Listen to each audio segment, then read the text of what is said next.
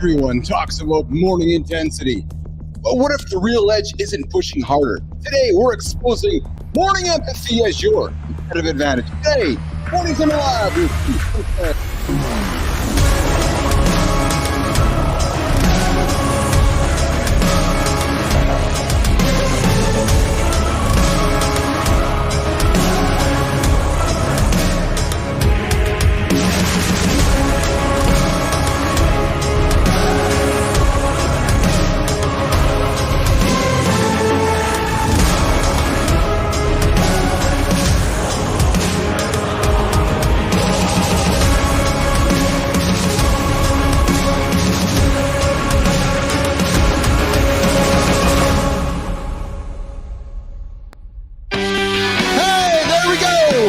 Missed the button.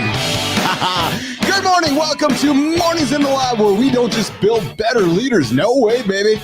We build deeper understandings of the leaders around us. I'm Keith Bilous. I'm your host. And if you're here for basic leadership tips and advice, go change the channel. Yeah, wrong channel. That's the one over there. That's the boring podcast that was recorded a few weeks ago in the closet with all those boring hosts. No, you're hanging out with myself, Marty Fit, John Addison, and of course, producer Flynn and producer Jimmy, giving you guys some energy to start your day. Hey, listen, quick warning for the parents. Yep. Oh, yeah. We keep it raw. John Anderson's known to drop some those questionable words that we want to kind of throw out there. So, hey, listen, you just might want to grab the earphones or the plugs. Put the plugs in the kids' ears. Put your fingers in the kids' ears. Plug them up, because today we're diving into something that might make you uncomfortable. Hey, it might make the kids uncomfortable. The power of morning empathy. And before you roll your eyes thinking, what the hell's this guy talking about? Yeah, this whole feel-good session. Watch how that assumption will cost you. You're sitting back listening, going, yeah, I'm judging the book by its cover. Oh, yeah, keep tuning in. Keep listening. Keep judging. Keep motherfucking judging. Yeah. And then you keep listening to what we're going to... If you missed yesterday's show, we invited conversation that doesn't happen anywhere else on the planet. We talked about things that guys are talking about over there going, oh yeah, those are good things. No, we talk about safe spaces for the men here in the lab. And of course, I'm joined here by John Addison, Marty Fit. These guys understand that real strength, it's not about lifting heavy. No, it's about lifting others. And you know where it starts, nation? It starts right here. And then it goes right here. And then it goes right here. So producer Christina Flynn's also here to make sure we don't completely derail everything. Nope. Jimmy's in the back pressing buttons. And Felix, he's getting his fingers ready to cut the show up when we are done. Coming up today, we're kicking things off with the morning loop, 12 unpredictable minutes. We're going to dig into Marty's day yesterday. Marty had a big-ass day yesterday. Our brother, Christopher Martin, had an awesome day yesterday. We're looking forward to catching up with how Marty's day went yesterday. And, of course, we got the In the Gym segment coming. We're going to switch things around a little bit this morning. In the Gym's coming up instead of the center stage segment. And, of course, we got Adam House joining us for Deep Dive, showing us how morning empathy helps you overcome business pitfalls. And I got to tell you, I was hanging out with Adam and the gang yesterday at the House of Bricks. Nation, if you run business, you want to join an incredible business community, the community that helps elevate you on the business side of things, you got to go check out Adam's business with the House of Bricks, doing some really great things.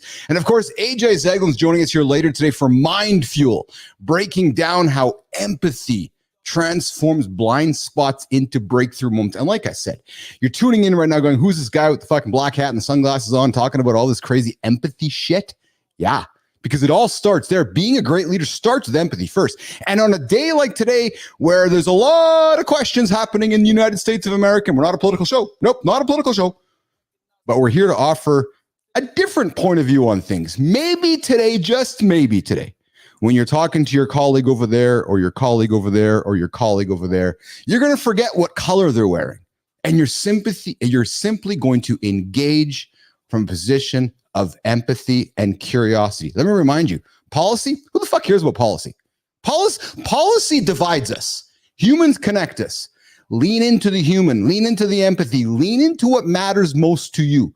Don't be afraid of what others are thinking. Don't be afraid of what others are doing. Look at your heart. Be empathetic. That's where we want to lean into and drive today's conversation, because nation, there's going to be a lot of shit coming up your head today. Think about where we are focusing on today is the power of empathy. Listen, two major announcements before we dive into today's show. Hey, we are on November 4th. Yes, it's election day, but today's the day. Oh, hey, here's a good tee up. Today's the great day. You can finally say no to something so you can say yes to a bunch of great shit. So if you're sitting back going, I'm tired of all this negative energy for the last 10 years, say no to it. Say no to it and make a yes decision. Maybe you're tired of how you're feeling. Say no to it. Make a yes decision. The time right now as you're listening to me is to ask yourself, what can I say no to so I can say yes? I've been there. I went through divorce in my life. I had to get my shit settled up. I had to say no to plenty of things so I could achieve my big, most audacious goal in life and what we have all. Welcome to the League of Business Athletes, a 100-day program for 10 men to help you guys get your ass, get your life, of course, leading with empathy. But hey, before we keep rolling here, let's move the attention to over here, and we're going to bring on the crew. The crew. We got Marty in yellow. We got Johnny in black. We got Christina in black, and I'm in black. Gang? What's happening? How are you guys today? I'm feeling an energy, feeling y'all. swell I don't know about today. y'all. Feeling swell. I got the baby deer legs right now. I knocked out 1,000 bodyweight squats before the show. Hold the fucking horses, man. Hold on. So you got up, you didn't do the rebounder. How many, Johnny? How many? I'm in a hotel, so I'm trying to, when I'm bouncing around, I'm just trying to be thoughtful of Terry. She's in the next room. So, our house, when we're in a house, there's a little separation there. So if I just plant my feet and start going to work, that's a little easier for, the consideration of my lovely, beloved wife. Well, that's very kind of you. Very, very kind of you. So I felt like I needed something to really challenge myself. There you go. I woke up feeling like, I need a little more. Yeah. That's good. That's awesome. So Marty, I'm eager to chat with you today. So Nation, Marty had a big, massive day yesterday. Marty's embarking on a new journey in his life. He's not leaving us. Nope, Marty's not leaving us. Marty's still around, but Marty's a busy guy. He's a business dude. He's an entrepreneur. He's doing a lot of great things to move his life forward. And one of those great things is he's adopted a brand new role with, can I say it, Marty? Gold's Gym. Yeah, go ahead. Yeah, Marty's a brand new general manager. Whether you could or not. Yeah, so Marty's a brand new general manager of Gold's Gym over in the Maryland area, Baltimore area, and Virginia, DC area. DC area, yeah. Yesterday was his first day. How did it go, Marty? It was pretty good, man. It wasn't, just a lot of onboarding stuff. I didn't really do anything. Yeah, did you walk in with shoulders out and chest out? You're like, yeah, I'm here. I've arrived. The boys arrived. Well, I did that Saturday. Oh, yes. I did that Saturday, yeah. Yeah. It's like a gym with full of old people. No offense, it's not like a lot going on. It's very easy, very manageable. So they actually might transfer me to a more popular gym, but really they're just kind of getting my feet wet. Yeah, there's a lot of old people. I mean, a lot of insurance members. Like Keith and John old? No, like they got the insurance plan. They got classes for the insurance plan. It's just not what I'm used to in the gym. Plan. Yeah, classes for the insurance plan. Yes, That's what you said? That's exactly what I. That's exactly wow. it. Man, that's Jesus Christ. But sounds like you're managing a goddamn old folks home. Hell, let's get you in some worse in action, baby. Yeah, so we just gonna wait it out. Yeah, I would love to see that. But bro, that'll be a great place to kind of get the groove and understand what to do. So when you move into that faster pace, that faster current, it'll be like old news, Exactly. So I'm thankful for it. That's perfect. What was the highlight of the day yesterday, Marty? You really want to know my highlight of the day? I told you the highlight of the day, Keith. I do, man. I want to know the highlights. All right. Tina, get ready for the John voice. All right. I had a long fucking day. All right. Working long hours. I didn't get my lift in. It was the first day, so I had to lift at night. So Keith's texting me at 9:00 at night. I told him where I'm at. I'm still going to enjoy my loop and get my workout in. It doesn't matter what time of the loop as long as I get the fucking workout in the loop. Rock and roll. I love it.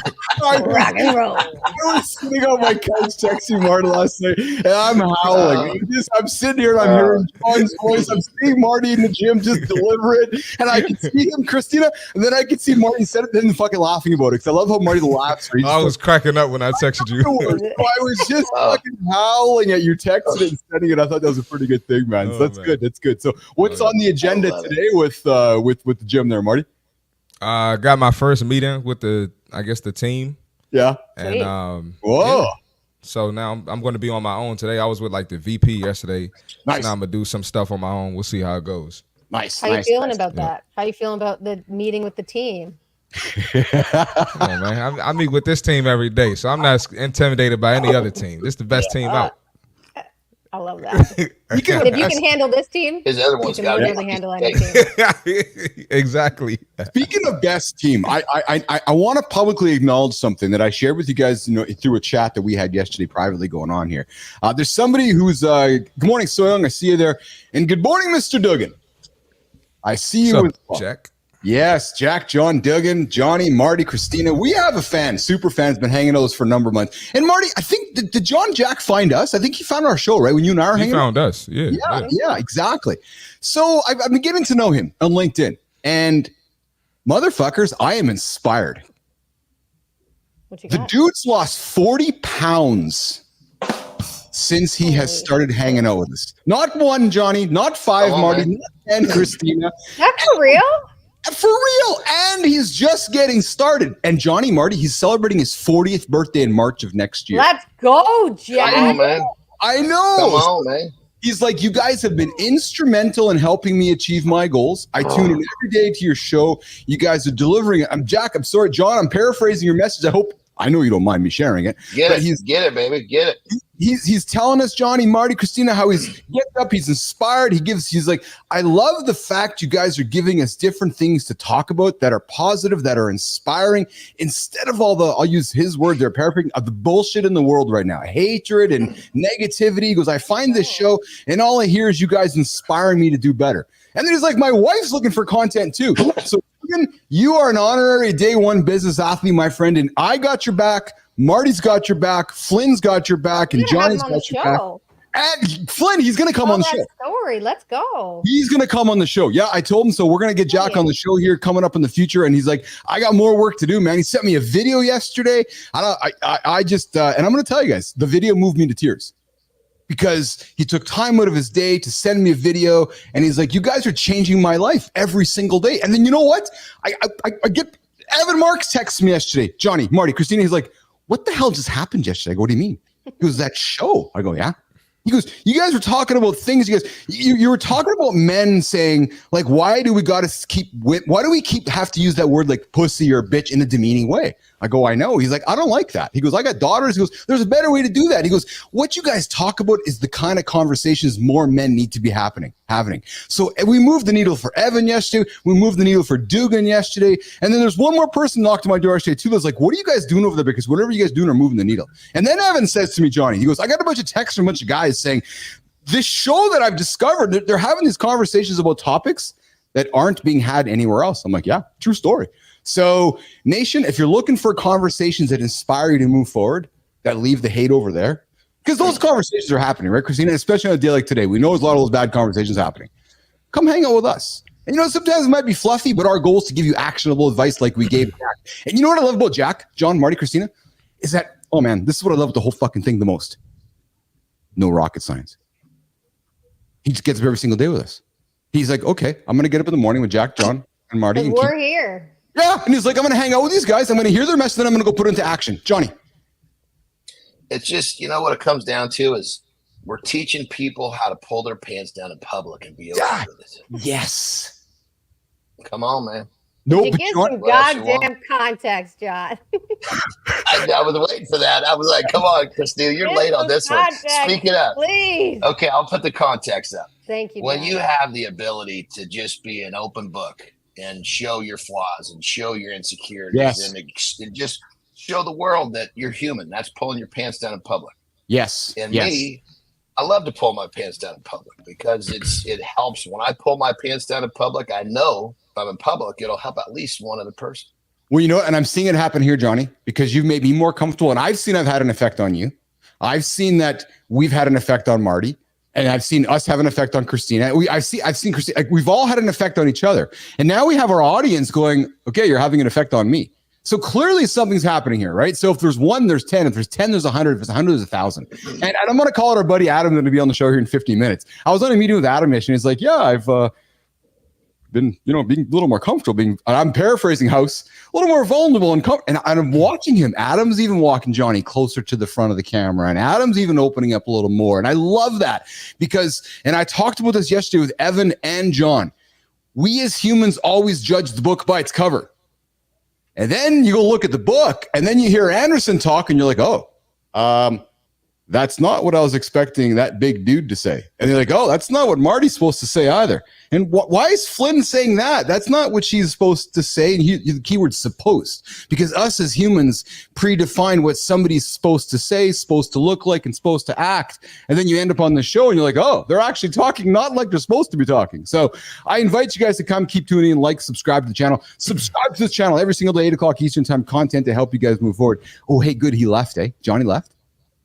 Oh, fuck, man. I thought he was gone for a while there. Anyways, okay. All right. So listen, I'm coming back, baby. I'm back. My shit just got on this goddamn hotel Wi-Fi is just giving me trouble here, but I'm here, baby. Marty. Did you tell Adam that Evan kept saying brick by brick and he didn't care what Adam thinks about that? I did, because I was on the meeting with him yesterday. I was doing a little pitch, and I used brick by brick. And Bill was going to send me a season desist. I said, "Hey man, Mark's has been dropping brick by brick too, so there might be season desist." Do they got a TM on it though? Because that's exactly. I might need to do something. Yeah. So listen, why can't we all just share? Come on, man. We're just sharing. Okay, listen, we're going to go to the accountability check-in right now. And we typically go to center stage, but we're moving things around because our buddy Marty's got to rock and roll here today, top of the hour. Again, he's got to go take care of humans, man. He's got shit to do. So we're going to bring the center stage up to the second hour. But right now we're doing the accountability check-in. And today we're going to flip the script. Yes, we are. You feel the energy? Do you see the energy? It's time to level up, nation. Listen, here's how it works. Instead of checking your numbers, check the impact. Yeah, check your impact. Who did you lift up this morning? Did you? Maybe yourself, maybe the person over there, maybe your wife, maybe your kids. Whose signals did you read? Whose game did you elevate? Listen, it's November. December's over there. January's around the corner. Here's the truth.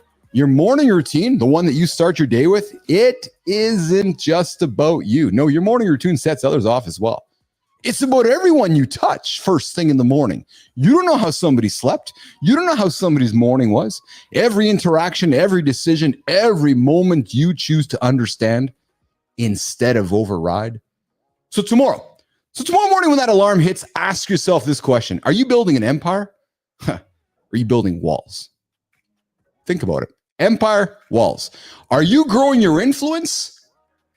Or are you growing your ego? Hey, I was the guy in the past who used to grow his ego. Oh yeah, true story. That guy over there, fucking hated that guy. Ego.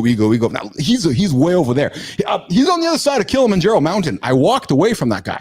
So listen, today, when you wake up, you start your day. Are you going to grow influence with your surrounding humans? Or are you going to grow your ego? Look in the mirror. Ask yourself, where does it start?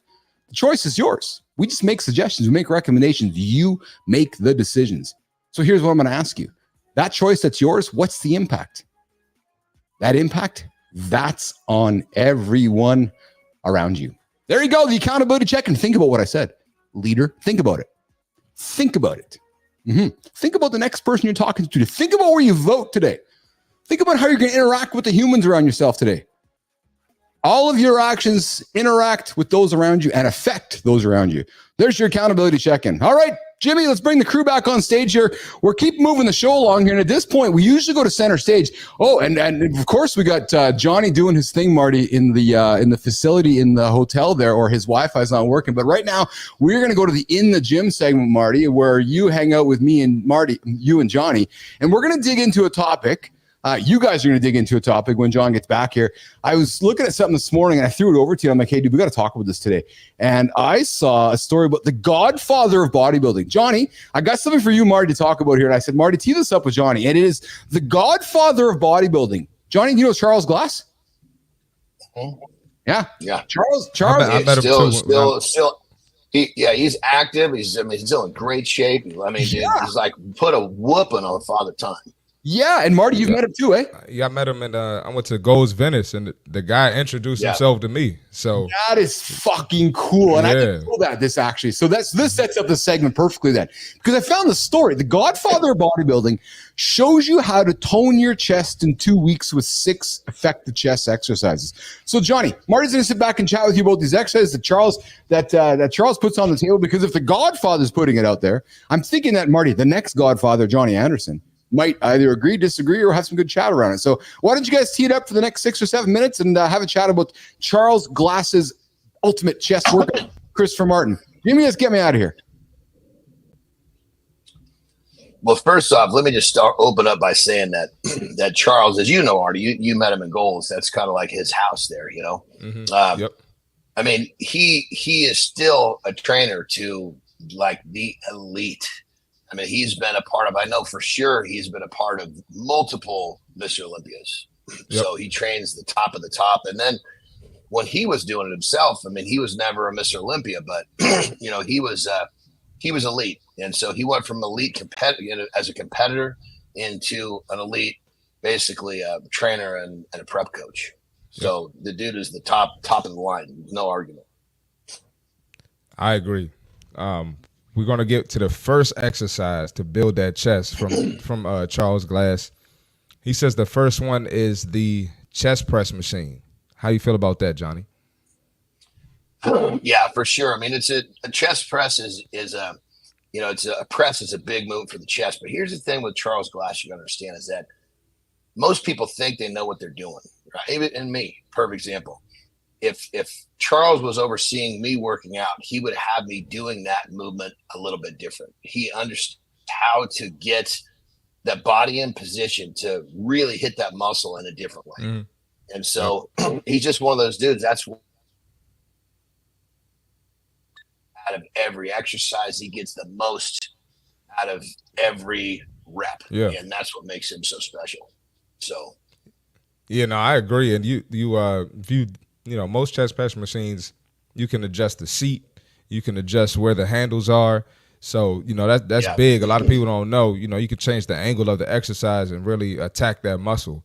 And so I see when I watch Charles with his clients, I mean, he's doing freaking angles and shit I've never seen anyone else do. Yep. So the dude is definitely a genius. And then on the chest press, I mean, that shit is never easy for me. Like, well, and here's the thing, I think for 100%, here's the thing for everybody listening. You got to understand, there's a difference between being a bodybuilder and a weightlifter. Most people don't understand the difference. Yeah. A weightlifter is lifting weights. You know, whether it's a power lifter or an Olympic lifter, they're lifting weights. That's what they're doing, point A to point B. Yep. A bodybuilder is building a physique, building a muscle. So Charles is going to put people on a machine, like you just talking about the chest press. And it's about taking that muscle, isolating that muscle, and getting everything else out of the way. So that muscle is what's focused on. So why the machine? Because he can take the mechanics of any certain person, find exactly where they need to be, and target the chest just like he wants it. A regular bench press, also a great chest press, but he doesn't have as much control. Absolutely. All right, the next one. Decline chest press machine with an incline. How you feel about that one, Johnny? Decline. Say it one more time, brother. It says decline chest press with incline. Yeah. I guess it just means that just the slant. I don't know why it has decline and incline. So we're basically talking top and bottom angles. The chest, the regular chest press is kind of just the bulk. It's just more of a straight press. Decline is where if someone doesn't know, it'd be like if you're almost like a decline, like you're going to do a sit-up, but then you're doing a press there. An incline would be the opposite, where you're sitting in like slightly up. You know, the angle of that incline and decline is another big in terms of what angle you need to hit. You said it earlier. It's the angles. You know, and keep in mind, everybody is so different, and that's what makes him so special. He recognizes that. He can see what angles need to go. I mean, I remember I was watching him. I can't remember who was training, but he was having them do a tricep extension. And basically what he was trying to do is he's trying to get that guy to stop swinging his upper body and just isolate that tricep, and he put him in kind of a funky position. So I tried it just to give a shot. Oh my God, those triceps were biting, man. I gotta look that one up.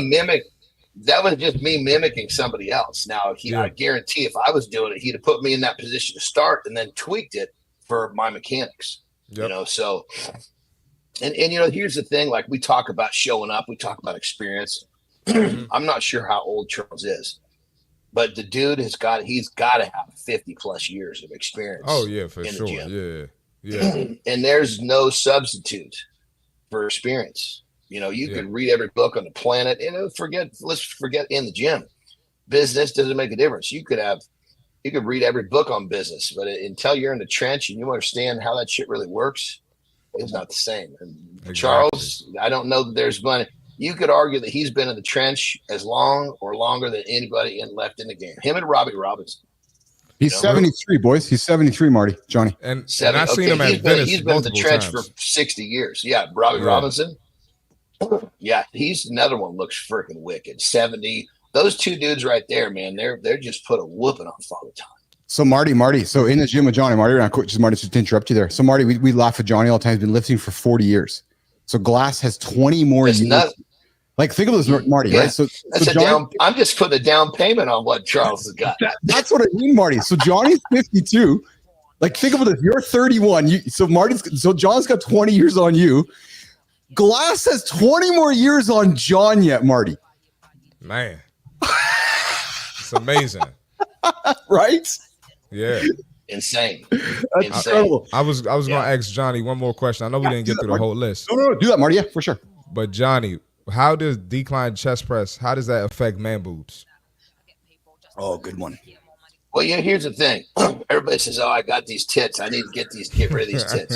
You can do all the goddamn decline in the world. Those tits are from all the shit you've been eating at the dinner table. So, like you called it perfect. What you need to do is the plate push to get rid of those tits. And the plate push ain't in the gym.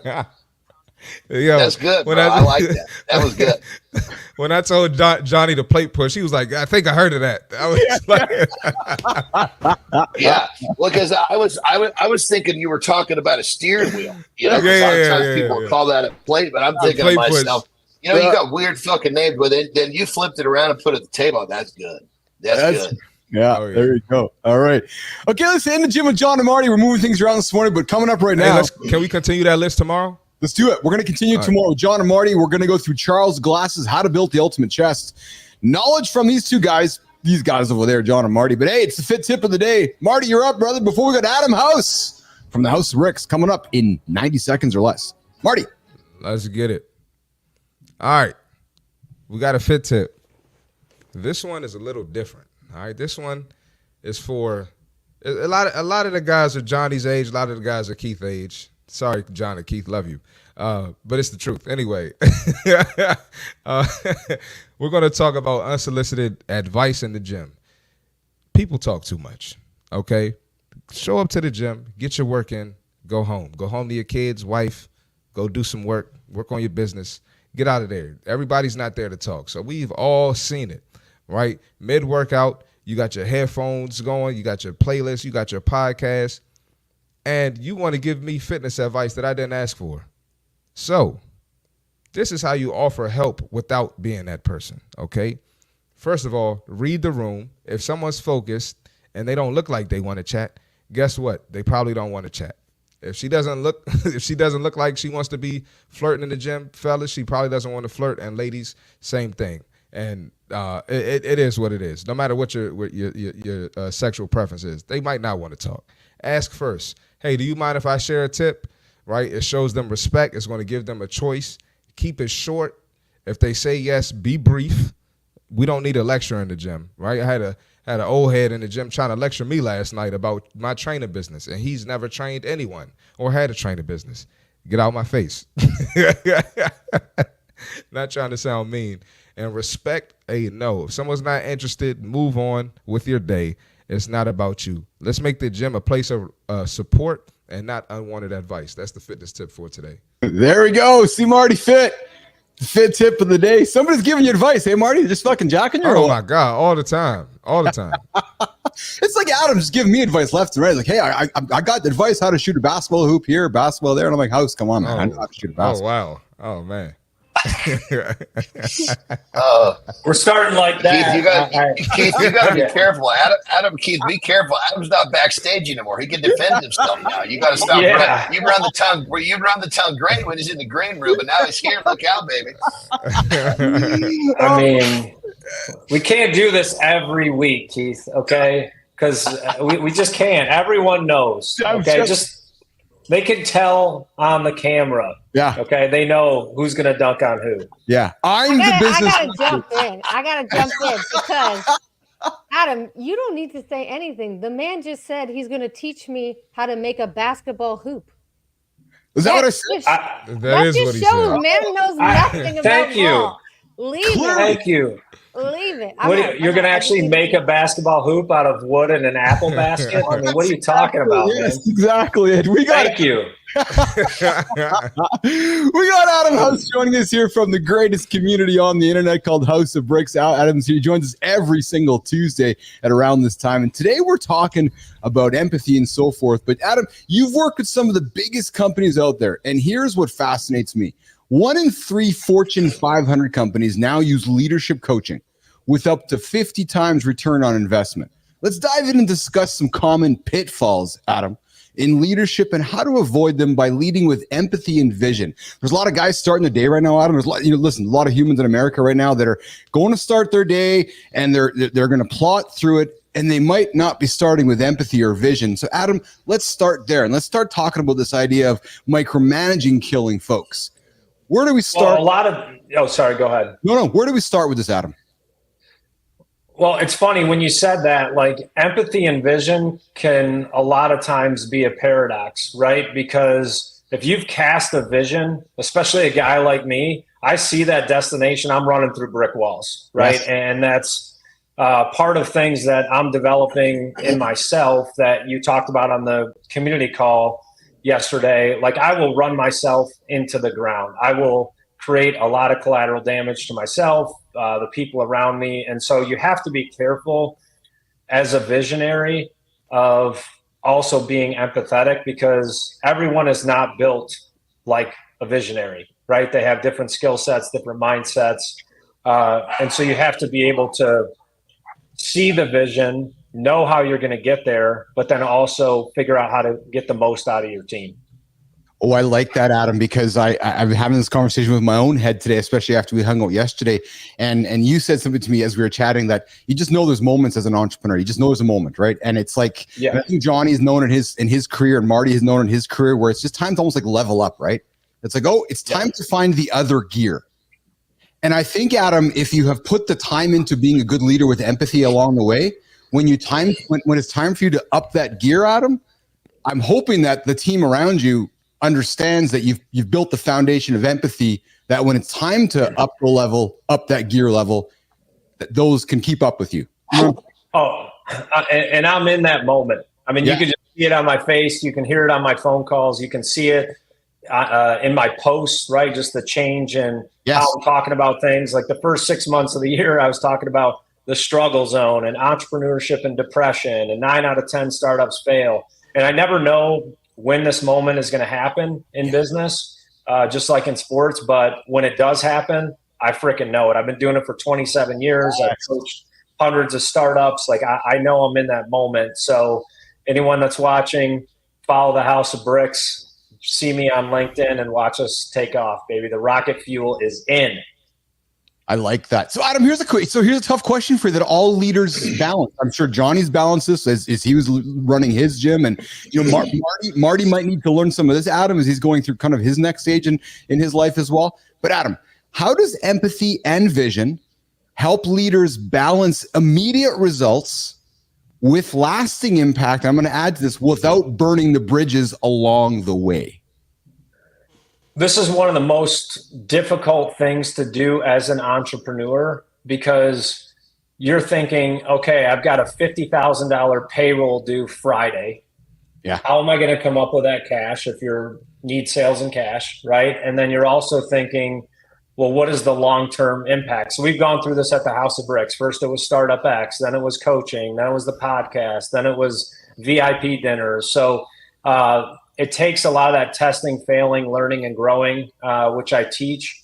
But we're at that point now where I'm going to trust my team. I'm going to say, do your thing, let's roll. And I trust them. If you don't trust them, and it's not trusting them to succeed, you actually have to trust them to fail. And that is the most difficult thing, is like letting them fail and learn when you know potentially a different way they could doing it. And you could also be wrong. So we talked about it last week. We talked about focus, and it takes 20 some odd minutes to get back on track. Well, if I'm texting my team all day long, I'm disrupting them all day. Johnny, Marty, Marty, I heard you kind of lean into that. Marty. That's a good one. I never heard that before. You know, I thought maybe as the leader, you probably would want to be on top of your team, but that's a great perspective with picking a team that you can trust, so you can leave them alone and let them do their jobs. You know, so I thought that was interesting. You know what he said. I never heard that it's disrupting them, and it takes 20 minutes to get back on track. So that's interesting. Yeah, John, and you were killing me with the gym comments, because I've seen those guys in the gym on the phone, by the way, like taking 20 minutes on the chest press in between texts and posting. So I'm with you there. Example. Perfect example. And the other one is the body doesn't lie. So if you come up and you're giving me advice and I look better than you, like, please. Seriously, the body doesn't lie. Okay, that's what I wanted to say, but I didn't know if that was going too far, and I disappoint Keith. But that's what I wanted to say. Marty, I'm with you, brother. I'm with you. Yeah. Johnny, how about you, man? You had folks. You had a very successful gym, and you've gone through your path of managing folks along the way. Have you had to build that empathy capital, as I'll call it, so that when it gets to the tough moments, maybe you're able to lean into that capital to push the buttons of the human you're trying to move forward, Johnny?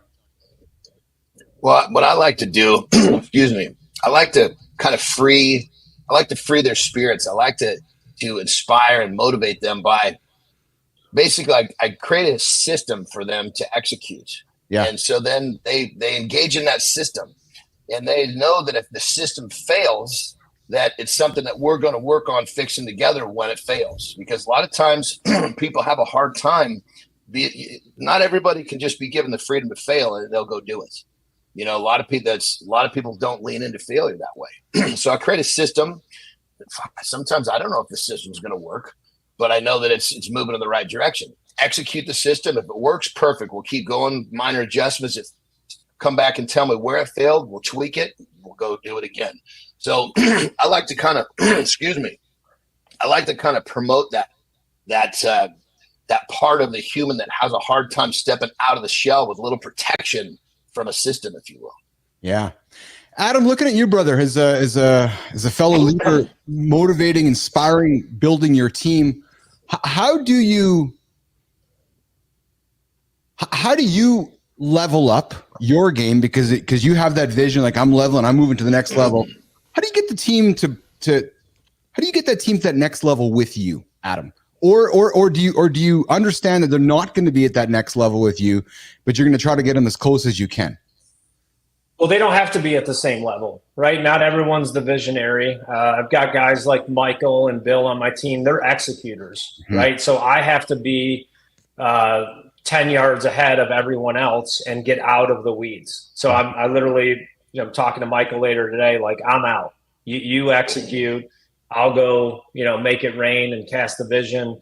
And that's the role of the leader. And we've talked about this, and this is why people should listen to this show, okay? Because the best form of leadership is self-leadership. If you lead yourself, then you will have empathy towards yourself. Like, I don't show myself any empathy. I beat the crap out of myself every day, right? It's, 12, 14, I've gotten better at it.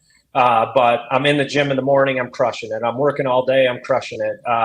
Very rarely do I take time to really address where I'm at. And so for anyone, and you don't have to be a CEO to be a leader. We can all lead ourselves.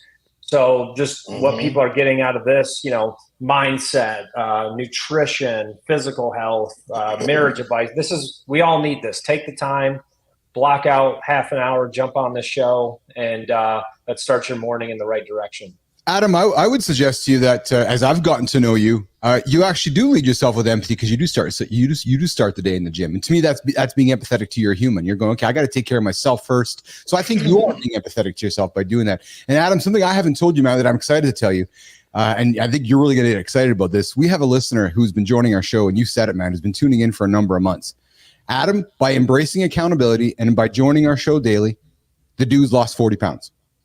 Like, no magic, just taking your advice, showing up, tuning into positive messages, and then doing it again tomorrow. And there's no formulas, Adam, just showing up and having a positive mindset. And he's 40 pounds down, Adam House. Like, come on, man.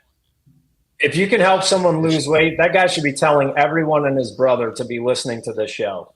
So that, like, if you can help someone lose weight, like, they will be the biggest raving fan for you out there. So whoever that is, get on your social media and share this show, because there's more people out here like it. That's why we're doing this. Yes. We're after that one person, that one marriage, right? That one father that's down on himself, that feels like a failure. The one guy that's overweight, like just one guy, and we can create one at a time, baby. Yeah. But what I like about that, Adam and John, is that it starts that morning empathy. And Adam, I'm telling you, man, I do it. John doesn't. You do it yourself. Okay, I got to take care of my human first. Empathetic to that, because we're often talking about empathy from the emotional side of things. But if you got your shit sorted here, and here, you're going to be a powerful leader. And Jack Dugan, our guy who's lost 40, is doing that every single day, right? Yes, so it's got to start there. Okay, look at Cosmic. I think that's what's he saying? He's talking about he helped him and his cousin and his brother. So shit, it's stacking up. Look at that. You see it? I think Cosmic Vision. Cosmic Vision. There you go. That's awesome. We got Cosmic Vision helping us as well. And hey, Marty, Shelly Spence got her shirt. So Shelly Spence on the Less Brunches, More Crunchy train, which is fantastic here. So awesome. Let's wrap up the segment. Kelly Lisa, I see you there on LinkedIn. I see your comments. I appreciate you joining the show this morning. Always love having you join the conversation. Adam, before we rock and roll, before you keep tackling the day, brother, I know you got a lot of big plans going on today. Where can Business Athlete Nation find you? And what's one nugget you want to leave for Nation to consider as we walk outside of the door here today, Adam? Easiest place is on LinkedIn. I don't know if I can drop a chat in, but just on future shows, if we could put the link to our community in here so people can learn more about it. It's awesome. I'll throw it in there. I'll throw it in there for you, Adam. Yeah. Thank you. Do you know it on school there? No, I'm looking for it real quick. I'll put it in our chat. LinkedIn. Yep. Okay. Awesome. It's in our chat, but I know we're on time here, but I do want to say something. In the House of Bricks, we have also a lot of military veterans, and a lot of doors are opening in the military. And there's definitely a lot of predatory businesses out there that try to help veterans or serve veterans. Like, these guys are trained assassins. They're way more qualified than 90% of your workforce. So we're going to help them transform those military skills into business skills and turn them into assassins. So they will be perfect for what you guys are doing here at the Morning Lab, what you're doing with the business athletes. So we're going to raise an army of business leaders and men that have served our country. So what I'm going to leave you guys with today is, the most important thing, again, as a leader, is to lead yourself. And you say, I am empathetic to myself. Well, if you saw me in the gym, you wouldn't think I was being empathetic. So create, whether it's a 5-minute walk, 15-minute walk, there's no science to it other than just take some time to yourself, reflect, and then the more you give to yourself, the more you can give to others, and be okay with receiving from others. A lot of leaders can't receive from others, and you end up with nothing left. So I'm the kind of guy, I'll drop $1,000 on a client at dinner, but I won't let them buy me a cup of coffee. So be able to receive from others, and then you just can give more, and it's an exponential flywheel that will change your life and everyone around you. Adam House joining us every single day, every single Tuesday here, Mornings in Live with Keith and friends. Listen, go check out Adam and the House of Bricks community. Adam and Michael and Bill and the entire Paul Reeder, the whole gang there. Great advice. If you're an entrepreneur, business leader, you want to go find the House of Bricks. And I can assure you that the Business Athlete Performance Lab and the House of Bricks will be doing more together. So connect with me, connect with Adam, and I can assure you, you will find greatness. Speaking of greatness. John and Marty, great to see you guys, man. Good Always to see good. you. Thank you, Adam. See you next Good week. to see you, Adam. All right, Thanks, fellas. Take care, brother. All right, you guys hear the sound. We got the man, the myth, the legend, Johnny Anderson. No, not AJ Zeglin. He's coming up next.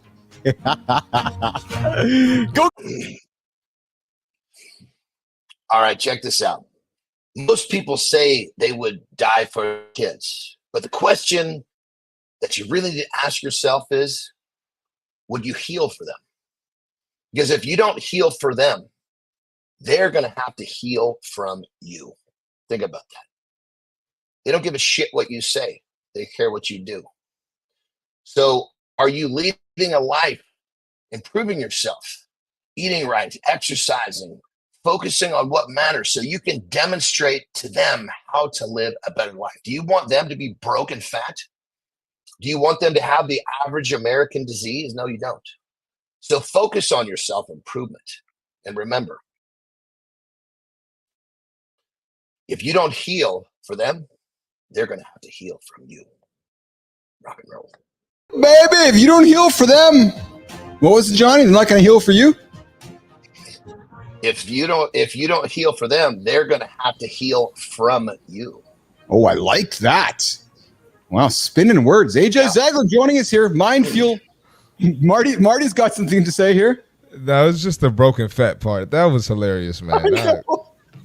Well, I mean, seriously, man. You want your kids to be broken fat? Well, there's a lot of broke fat people out there, and they're not focusing on themselves. So they're a perfect fucking roadmap of how to be broken fat. And that's what their kids are going to end up. So if they don't focus on themselves to be better, then their kids are going to lead that same fucking life, and they're going to have to heal from the terrible roadmap they followed, because that's what they're programmed to do. So again, think about it, twist the words around it. It's fucking crazy. If you don't heal for them, they're going to have to heal from you. All right, we're segueing from broken fat, AJ Zeglin, to emotional intelligence and bringing empathy to.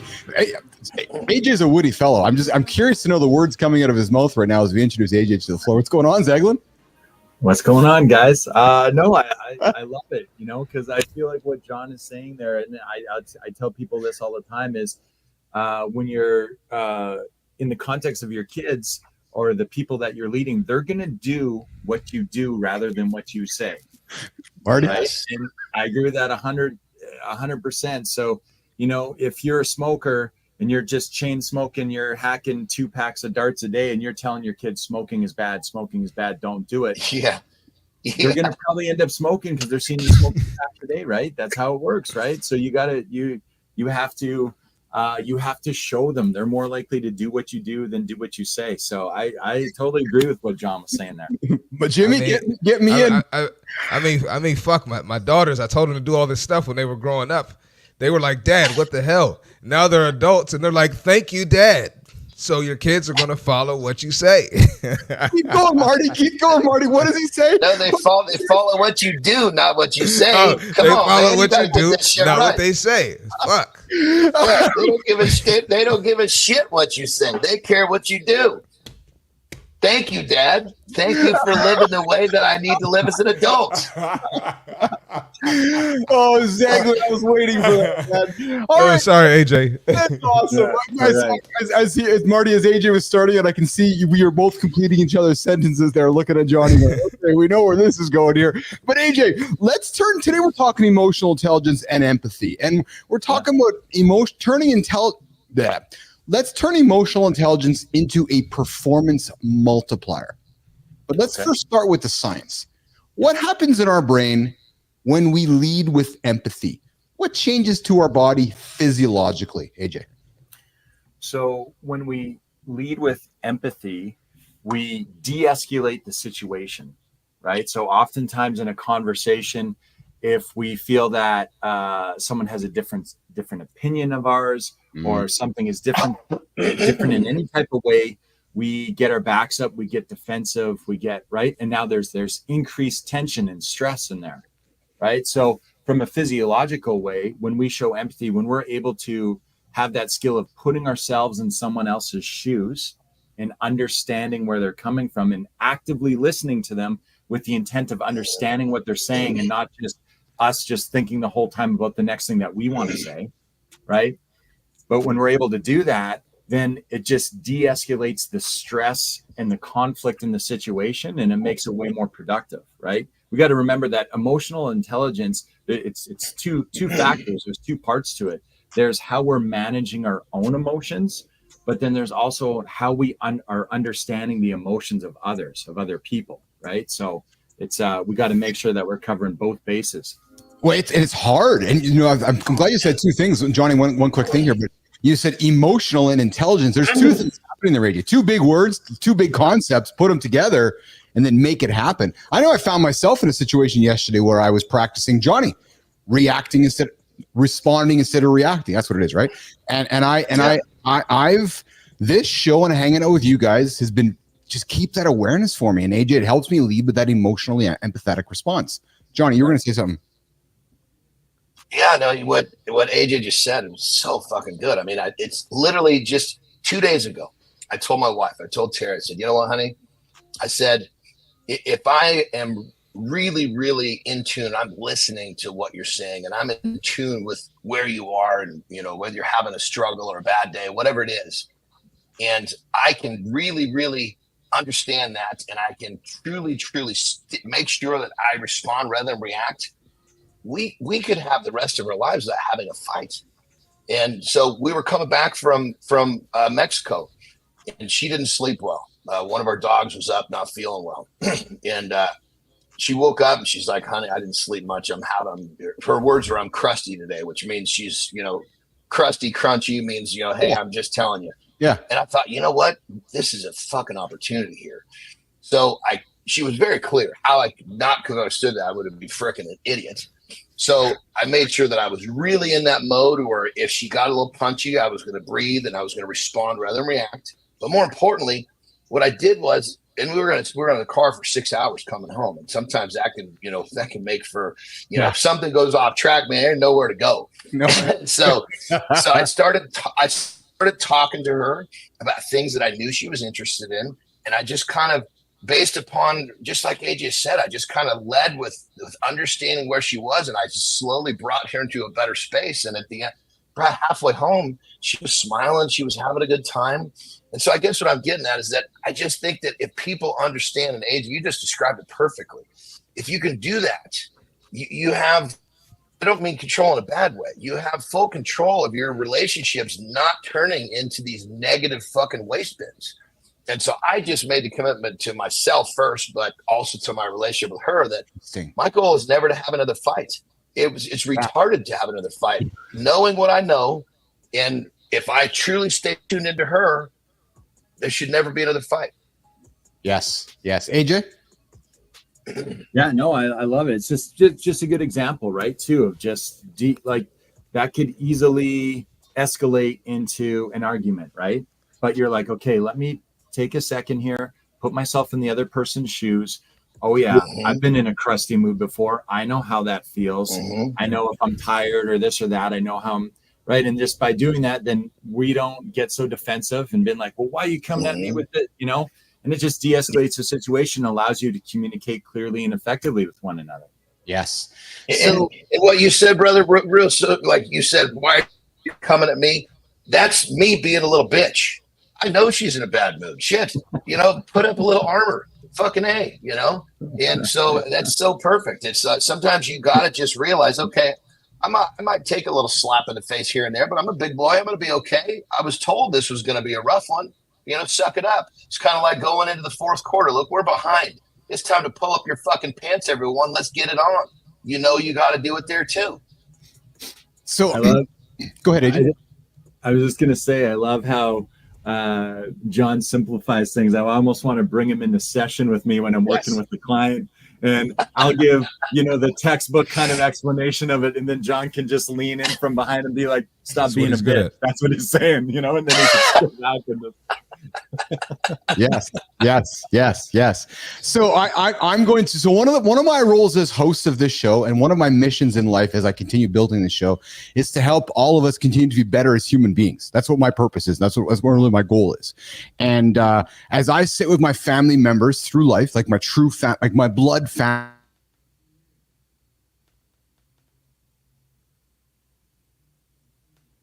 You muted, Keith. Yep, you're muted, Keith. You're muted, Keith. You're muted, Keith. You're muted. Wave him down. Wave him down. Come on, baby. Look at here. I don't know. Yeah, I don't know. I don't know what he was changing directions, wasn't he? I was changing directions. I lost him almost right away. Well, let's just keep talking about what we were talking about. Yeah, I was going to say, AJ, man, everything you say on this show is impactful. So let's go a little deeper into as you basically kind of laid out, and I kind of just made an example of, it was almost crazy. Like you said that just a couple of days ago, I was kind of working on this in my relationship. Talk more about that, but lead with empathy, brother. That's powerful stuff. Yeah, I think it's just because, so in when we're leading with it, obviously, if we have that understanding that it's not only our emotions, but trying to understand the other person's emotions, and then we're reflecting back on how that's making us feel, right? So we have to have awareness in the situation, right? Like this person's telling me something, sharing with me something. I'm in this situation. Oh, I can feel myself getting a little heated. I can feel myself, right? And that's natural. Like the goal is not to be a robot and not feel anything. It's just to be aware of what we're feeling and then control it and regulate it, right?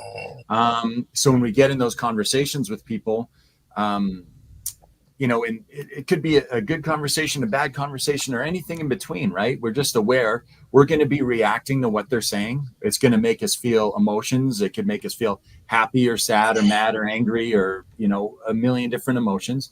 And we're just aware of how that's making us feel. And then we just use the proper skill or the tool to just regulate ourselves in that moment so we can keep the connection with the person, so we can keep the conversation productive, and all those great things that allow us to have strong relationships. So, AJ, so that's so good because really, I'm sorry, Marty. So really, if we're a bigger, better person, we just realize, okay, look, this is what's happening. I'm going to be a bigger person. I'm going to stomach a little bit of this. I'm going to understand they're having a bad day, and we're going to be okay. So really, what it comes down to, it's actually showing strength, leading with empathy. Absolutely. Yes. Empathy, vulnerability, these things are actually true signs of strength, right? Yes. They can be difficult to do, and it can be a little bit scary to put yourself out there in certain ways, right? But that's what strength is, right? It's putting yourself in a situation might be a little bit uncomfortable, might be a little bit scary, might be a little bit difficult, and still choosing to do it anyway. That's strength. Avoiding that and taking the other route, the easy way out of it, is not strength, right? So sorry, Marty, you were going to say something there before. Yeah, I was just going to ask let's say someone is just struggling with empathy. Like they can't put themselves in someone else's shoes. What can they do to improve that or become empathetic? What steps can they take? Yeah, no, that's great. So it is a skill, right? So like all the skills we always talk about, it's about practice. It's just reps and reps and reps and reps, right? So we have to start somewhere, and it could be really challenging for us, right?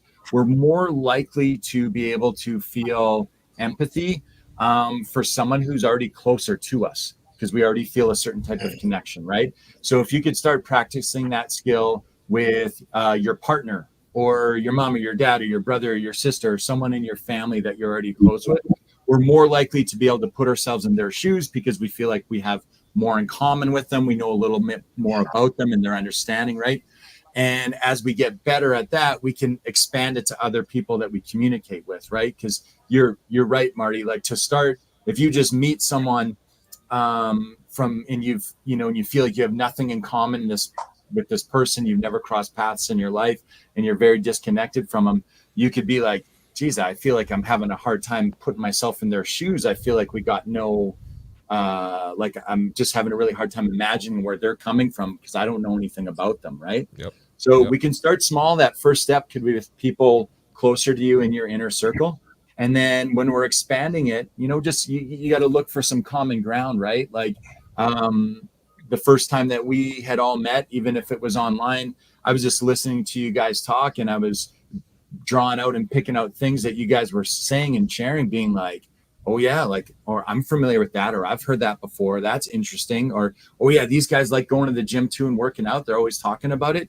Okay, well, I like that too. So now, you know what I mean? I'm trying to find tiny little things that connect us instead of our differences. And once I got a few connections that I feel like I can identify with, I'm also more likely to be able to put myself in your shoes, right? Because now I feel like we have something in common, right? AJ Zeglin hanging out with you today. Mornings in the Lab with Keith and Friends Mindfield segment here. The segment where we help dive into the mind. We're talking empathy here today.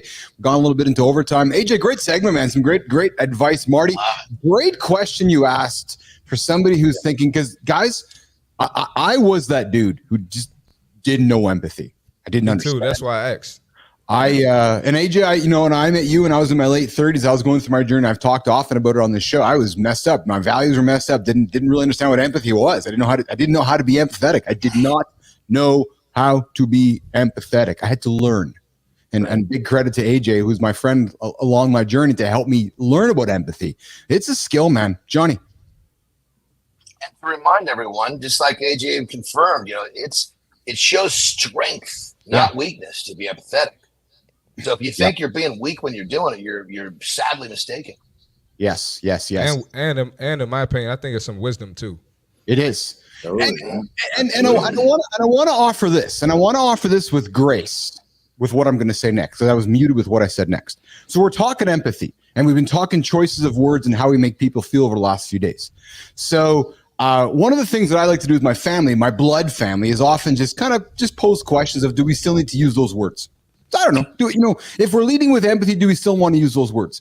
And one of the words that we used today was the R word. And I don't know if we want, and I'm not sure if we want to continue using that word, because that word, if we're leading with empathy, might not make somebody feel it in a good way. So just throwing the word out there that we might want to not use words like the R word, so that we can bring us back to a place where we, and it's funny because I had this conversation with my brother a few months ago, and he's like, "Yeah, it's a good point. I don't think I need to use that word anymore." Yeah, let's not use it anymore. So I just offered up there. We might want to consider. And yes, Johnny, I didn't see you leaning in here. I was going to say that my 1,000 bodyweight squat's got my brain moving a little slow. The R word, I'm still trying to connect the fucking dots. Let me fill me in so I don't start slinging this thing. What word are we talking about here? So we just don't. I don't think we want to. I don't know if we want. I don't know if somebody has a family member that might be mentally disabled, or having. Okay. I'm with you. Yeah. Enough said. I know you well enough, Johnny. I know you well enough with your heart and your love that having a conversation, and that's the purpose of this show, gentlemen. And I feel like that's the purpose of my role. Like, I really believe that's why I wake up every morning, because I'm hoping somebody today is going, you know what, Bilous is actually making a good point. And Johnny's going, yeah, actually, I think Bilous is making a good point. So maybe I'm not going to use that word in the future. And listen, we are going to use it every now and then. But I'm just trying to help us. If we're leading with empathy, maybe we can just choose different words. I don't know. Just something to consider. Johnny, I love you, brother. Marty, I love you, brother. AJ, you know how I feel about you, pal. Last words to you, brother. AJ, any final words on empathy as we say goodbye to this segment today? Yeah, just like anything, right? It's all about action, right? I know we talk about amazing stuff on here, and then it's all about putting it into action. So just like everything else, just start. Now that we've talked about it, you have an idea of what it is. Just start today. When you're talking to someone, actively listen to them and try to imagine what they're feeling in that moment and what they're experiencing, and put yourself in their shoes. It doesn't even matter if you think it's like anything overly important, right? It's just a skill. It's got to be developed. So just action, put it to use. Start practicing empathy any chance that you get. And you know what, AJ? Encourage somebody not to be scared to try it, because somebody who's like, I don't want to put myself out there. Yeah. Just tell them to do it. Try it. No, yeah, for sure. Like we said, we're talking about, this is a show for men, right? And we're talking about feeling useful in our communities, useful in this world, having a purpose, showing strength, and not the macho bravado strength, but the true strength. Here's your opportunity, right? It can be scary to put yourself out there. Do it, right? That's how you get better. That's how you grow. Yes. Good stuff, AJ Zeglin. That's right. Always dropping nuggets in the lab every single Tuesday and Thursday. Minefield with our friend, our brother, AJ Zeglin. Zeglin, go crush today, man. I know you crush it every single day. And, Marty, Johnny, we got to bring AJ on for, I think, a full show coming up here just to spend more time getting to know AJ. I feel like as we get into conversations, he's got to rock and roll. So, AJ, maybe we can find some time on the schedule to have you sit down with us for a longer chat. We can get more into knowing you and your family and what makes AJ Zeglin tick. Because, Nation, we talk about judging a book by its cover. I've got to know this young man for 12, 15 years. Johnny, Marty, this guy is a superstar. And not just what you see deep down inside, Johnny Anderson. Yeah, AJ is like, he's like cake to a fat kid. There's never enough.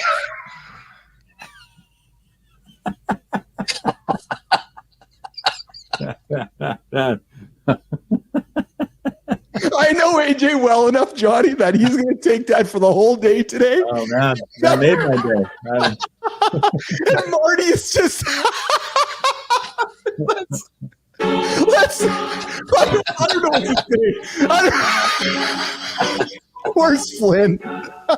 How am I supposed to go on after that? Yeah, like, what are we doing, man? How am I? What are we doing here? We had such a great combo, and then Johnny just ends the it. combo like that. I just love it. Well, I Only mean, because John can we're giving AJ the up. What better up than that? Come on. I love all you guys. AJ, have a great day, brother. All right, AJ. Later, AJ. Thank you, AJ. Bring Flynn on for the brand. God I'm out of here too. I gotta go too. Marty, go get it, brother. Marty, go hang out with the old folks. Hey, Johnny. Oh man, Love you, Marty. see y'all tomorrow, man. All right, y'all. Oh my God. AJ is like cake to a fat kid. You never get enough. The hell am I supposed to do with that? It's so good. Only John can say these things. Like nobody else could get away with that. I love it so much. All right. Your tiny step of bravery starts today. So the other day, my 4-year-old told me that her classmate didn't like the look of her. Yeah. I asked her why. She said she didn't like my headband. When I heard it, trust me, my mama bear, that mama bear brain went straight to, fuck that kid. What's her name? I know it sounds awful. That's where the brain went. But I took a breath and I asked, do you like the headband, babe? She nodded. And I reminded her, great. That's all that really matters. This isn't just a lesson for my daughter. It's a lesson that I'm still learning at 40, and one that has kept me from creating content, from standing up for myself, from seeing my own value. Here's the truth. Every time you put yourself out there, posting, creating, engaging, there will be people who don't like the look of you.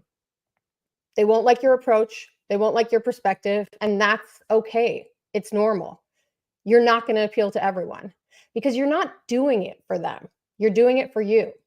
So are you ready to take that tiny step of bravery? Are you ready to wear the headband despite what your classmate told you, just like my daughter did that very next day, to put yourself out there one post at a time and build your personal brand? I know that you are. You know that you are. It's your time. And yes, it is that simple. I have entered my no fucks era, and I promise you, if you take today's brand bite into account, you will be one step closer to entering yours. You got this. There we go. The brand bite, Christina Flynn, following Zeglin today with some good knowledge. The kids always just give us stuff to think about, don't they, Christina? The kids walk into the room and they're like, they say something, you're like, oh, right. It's just genius. It's just like my kids. And John, you've taught me a lot about this of like it's a stark reality when you see yourself and the parts of yourself that you don't love showing up in your own kid. And you're like, okay, God damn it. I haven't healed me yet. And if I don't work on this with her and ultimately then go aside and work on me, this is going to be shit that she's going to have to heal from. And I didn't end the loop. I didn't cut it off and break the cycle. So that's on me. That's not on me. You know, in the Bible, they actually call, I was a theology major. So in the Bible, they actually call this the generational curse. It just keeps, what's so funny, Keith? Jesus Christ. Because Keith he's still showing that nobody looks at you, John, and says, that's a theology major right there.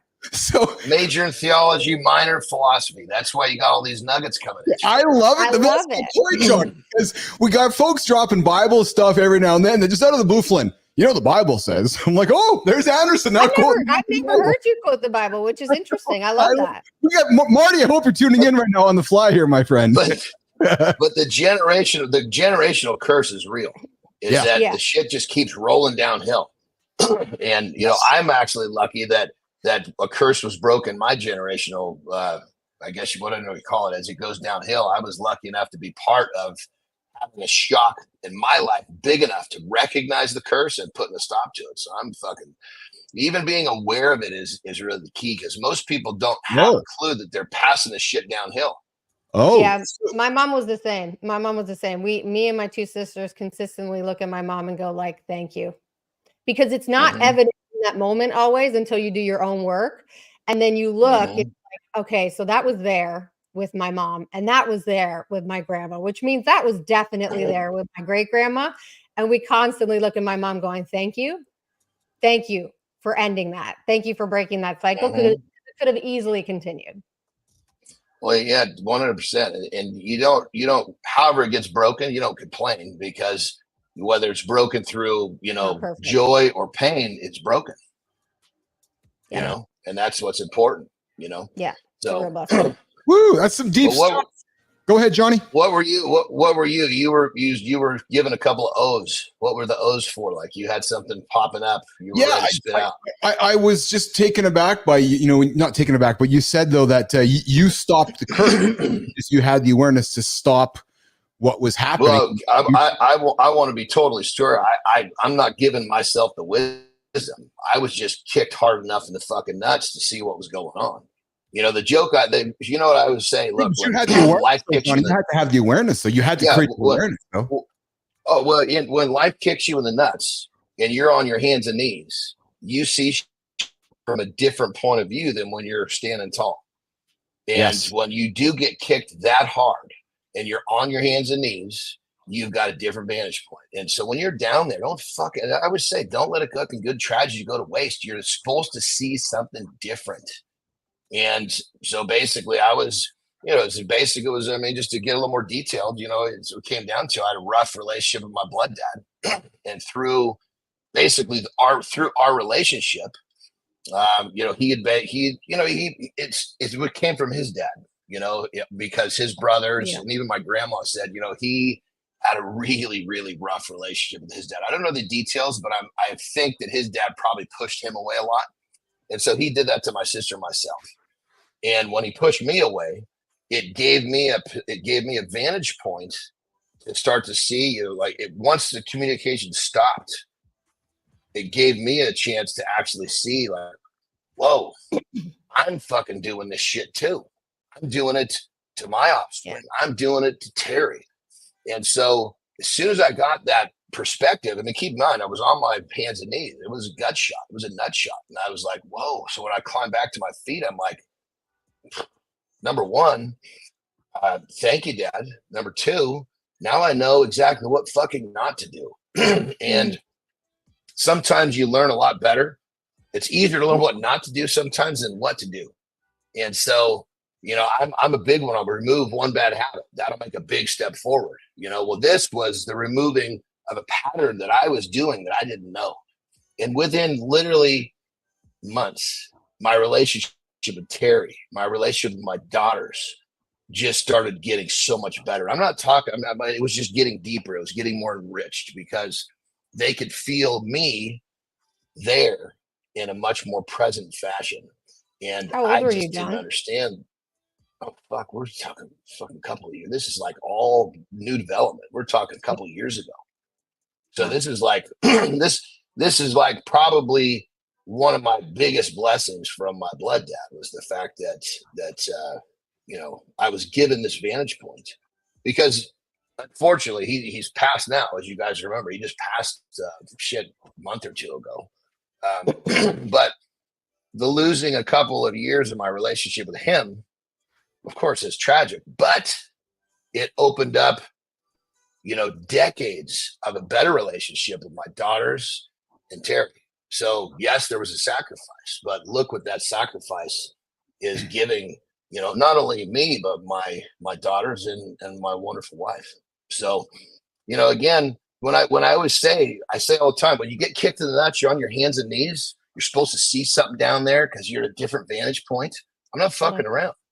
That shit is real. So don't let a good tragedy go to waste. I shake my head at this because, again, we're just dispelling this myth. I've been talking about it. I'm going to talk about it again today. And Johnny, you've been talking about it. Men, you can teach an old dog new tricks. Mm-hmm. I don't care what you fucking say. Johnny Anderson just admitted. I've been admitting it every single day. And I'm working every single day harder at reacting instead of, what is it, Johnny? Reacting instead of responding. Responding instead of reacting. I'm sorry. Respond, but that's okay, because you figure react is like this knee-jerk boom, and usually the knee-jerk boom is not what you're looking for. A deep breath. How do I respond? That's what you're looking for. Because you said something even on this show half an hour ago about this whole idea of, like, I don't want to fight anymore. Like, I don't want to fight with my wife. Like, it seems like it seems ridiculous. There's the better R word. It seems ridiculous that I'm going to fight with my wife. And you're like, why? Like, and I'm probably going to complete your sentence, Johnny, because you're saying I'm 52 years old. What the hell's the point of all this? I'm smarter. I'm more knowledgeable. Why do I want to put my emotion into this negative energy? And Johnny, since I've met you and Chris and doing this show, man, I feel the same thing. Like, I'm like, what the hell's the point? Like, that's just not that's not a good point of my energy. And to me, it comes back to empathy. And Johnny, you got in the car with Terry a few weeks ago or last week, and she says, I'm feeling kind of crusty. Your empathy gene stepped up. You're like, oh, okay, I heard that. I'm going to do something to try to make the situation a little bit better. That is fucking powerful, man. That's empathy. And that's leadership. I'm not leading like your boss or your kids. That's just leadership as a human being, recognizing the situation, going, okay, I know how I can make the situation a little more tenable for both of us. That's powerful shit, John Anderson. And the best part about it, I did that, so obviously, for the situation, for my own happiness, for her happiness, for the strengths of our relationship. But the next day, she woke up and she was just like, it really, really did something to her in a positive way. She's just like, I'm grateful for you, but just in every level. And it's like, I think the fact that she voiced that, because in the past, I'll be honest, she voiced that stuff, and then I'd be a little bitch. Well, you're not being very nice to me today. Well, fuck, no shit. You said you're in a bad mood. That's what I should have been thinking, but I was being a bitch, so we had fucking beefs. I can relate to you. This time, I'm there with you, pal. And this time, And this time, I'm like, okay, I'm gonna come from this side of the equation. So we had a great day. It helped her have a great day, and it came back and gave me like the most fulfilling. She had these amazingly kind words. I'm getting goosebumps just thinking about it right now. Me too. Because I was empathetic, and because I responded rather than reacted to that situation, we basically grew together even more. We're not talking about rocket science here either, John, right? Like we're talking about listening to your partner when they say something to you and saying, well, I got to respect that. They're not in a good way. And so I got to see how they need me to show up for them. When I know how to show up for them, that's what I'm going to do. And then she showers you with gratitude. Yeah. Yeah. That's how little it takes for us to show our partners, like, I hear you. I see you. Let's see what we can do together versus like me versus you. That's powerful shit. Yeah. It's interesting since we're sharing, I had a situation over the weekend too, where I was a little bit out of sorts on Sunday. And in the past, I probably would have made something out of it, Johnny, Christina. I probably would have made something out of it. I probably would have turned it into a situation. And it had nothing to do with anybody else except my own mirror. Mm-hmm. Right. But so Lauren was hanging out and I said, I'm kind of out of sorts for today. She goes, is it me? I'm like, no, it's actually not you at all. I says, in the past, I probably would have made it about you. I probably would have turned it into a fight, and I probably would have made it an emotional situation, John, Christina. But I said, instead, And I said, I'm going to use what I do on this show every single day and talk about it instead of being a hypocrite about it. I expressed myself to Lauren about how I was feeling. And then I said, just let me kind of manage it throughout the day. Mm-hmm. And I chose that approach, Johnny, like you did, instead of being just an ugly human being. Because in the past, I know I would have reacted. I would have been negative. I would have not been kind, and I would have turned something into nothing. And you know what it was? It's because my brain is telling me stories that don't exist. Mm-hmm. Yes. Yeah. You just basically made the choice.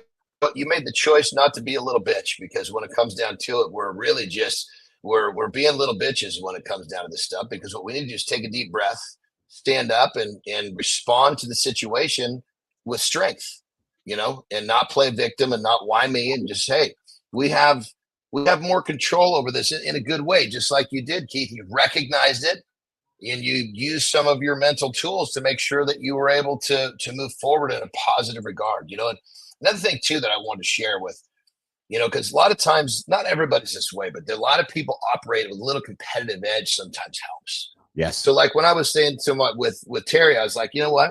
I'm going to challenge myself, never to fight with her again. Yeah. Because if I don't fight, there will never be a fight. So I'm going to challenge myself. I can't control her. I'm challenging me to never fight with her again. So let's go there, because I've been kind of drinking the same coffee lately, because I'm asking myself, why would I want to fight? Because again, Anna, since I've met you, I've been questioning a lot of my decisions. Like, why do I want to put negative energy into something when it doesn't give me any positive benefit? And that's a major influence you've had on me. You, John Addison, that I know even Marty and I have talked to this before, where, we'd kind of rant about negative things, and you're like, wait a minute. Well, why? Let's go turn it into a positive thing. Right? Let's go the other way. Right? Because it's so easy to go the other approach.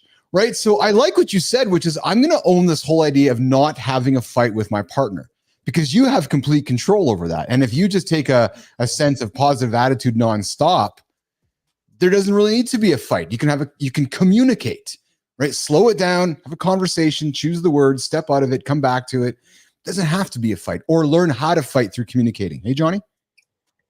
Or if need be, don't communicate at all, because communicating if it's the wrong way, can actually be what fuels the fight.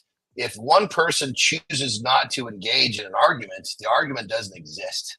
So there's so many ways to avoid a fight. It's like, how do you respond in that moment? Yeah. And so obviously if the relationship will allow some conversation that will nurture the situation, perfect. There are times when Terry will tell me, it's best if I don't talk right now. Well, the old me would have forced her to talk. Well, now take your time, baby. Johnny, we're drinking the same Kool-Aid, brother. We absolutely are. And I'm blessed that I get a chance to hang out with you daily to keep teaching myself things, and perhaps it's reciprocal. And I'm seeing the words from Dugan, and I see Lauren's comments here as well. No, Lauren, we're not going to say that next time I'm going through my shit. But I like this, because we're talking about empathy, but every relationship starts with empathy. And if we can think about how the other person's feeling, magic can happen, right? It really does. Christina, some final comments from you. I know we did not. Jimmy, I know Reloaded went off the fucking segment. I had a whole list of topics to get into. I know Flinner, we had a center stage topic to get into, but as the host, I was like, no, we're going to keep going here and lean into this. So we got to lean into these conversations. Yeah. I was going to say, when we've got lightning in a bottle, you don't walk away from it. That's exactly it. That's exactly it. And I got Jimmy here saying, Johnny, we boys don't win in their wives, or else you can't help our wives live longer. Yes, nation. If you got something you need to do today, go help your wife live a day longer. Yeah, true story. And honey, if you want to go let your husband live a day longer, well, you can read the other side of the book there as well. So you got to take a look at Lauren's comment, brother. Yes. I think I may have given her some ammunition. I know. I think I'm going to have to hear about it there, Johnny. That's why I'm like, all right, really? Right? So I might hear about it sometime when I'm going to record the conversation and play it back for you, Anderson. All right. You're hanging out with Keith, John, and Christina Flynn, and producer Jimmy on Mornings in the Lab with Keith and friends here. We're going to work towards wrapping up the segment here and go towards Community Corner. Johnny's got to get on with his day. But Johnny, question for you, brother. how was golf yesterday, man? How did it go? How was the ground beef in the pocket? How was the cigar? How was the game? Oh man, a couple of great cigars. So one of the dudes I was playing with, he's good, and so what we did was to make it more challenging. The guy that we were in the, there was 4 of us, right? Okay. And so the dude in my cart, we like, okay, we're gonna play best ball just so we can hopefully give a challenge to the fucking good golfer. And it still wasn't even close. But it was fun. You know, the golf is this for me. Yeah. I just need one shot. You feel it. It's like, yes, boom. It's like, God, that felt. I just need one of those to make me want to play again. I had like 3, so I was fucking happy. I put one of them on my story if you want to check it out. The videographer, he's just fucking filming everything. I hit that thing, and he could tell my reaction, so he walked right up, and I couldn't help but talk to the camera about how good it felt.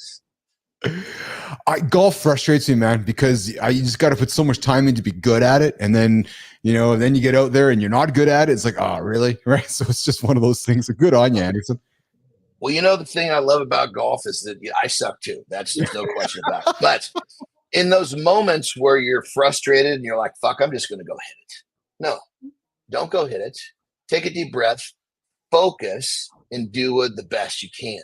Because at some point, for me, once I get over 100 shots, I just start I'm like, might as well have a fucking machete in my hand, And so the challenge is just, okay, no, I'm not just going to whack it. I'm going to focus. I'm going to concentrate. I'm going to do my best. So that mental angle of staying in the game when you've kind of mentally want to give up, that's for me. I love that element of the game, But check this out. Tomorrow, I'll be back in my studio at home, so we don't have to worry about this crappy internet connection. So Nice.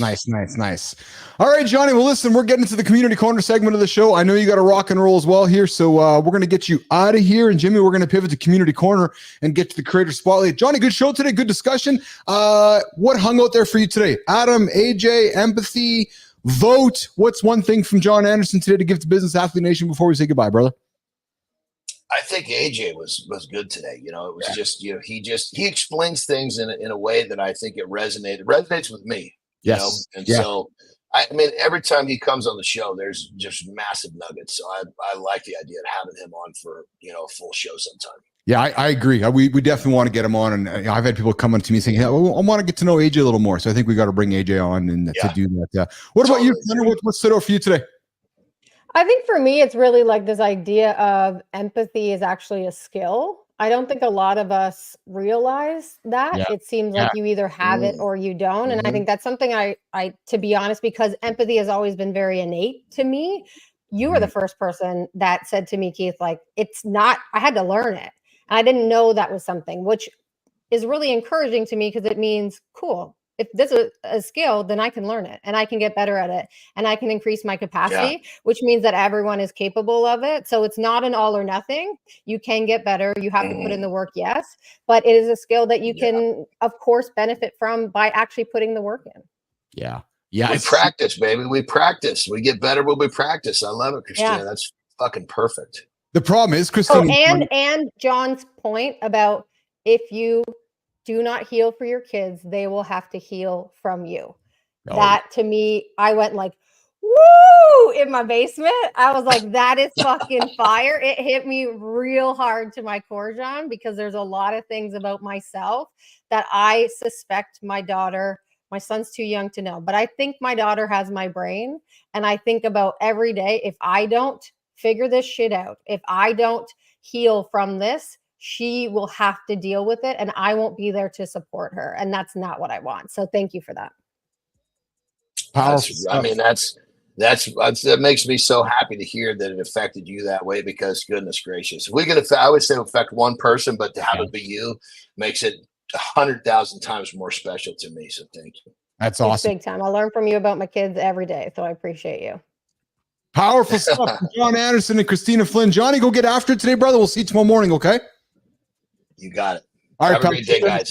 Take care, Johnny. All right, there goes Johnny. He's up for the day here today. He's back tomorrow morning, 8 o'clock Eastern time for obviously Mornings Alive. Myself, Christina, Marty, John, and tomorrow Rich Ingram's joining us as well. But right now, Jimmy, we're going to move to the community corner. And yes, Felix, the last half an hour is a little messed up for the cutting, but that's okay. We'll figure it all out. It's all good. Today we are going to feature a personal style consultant.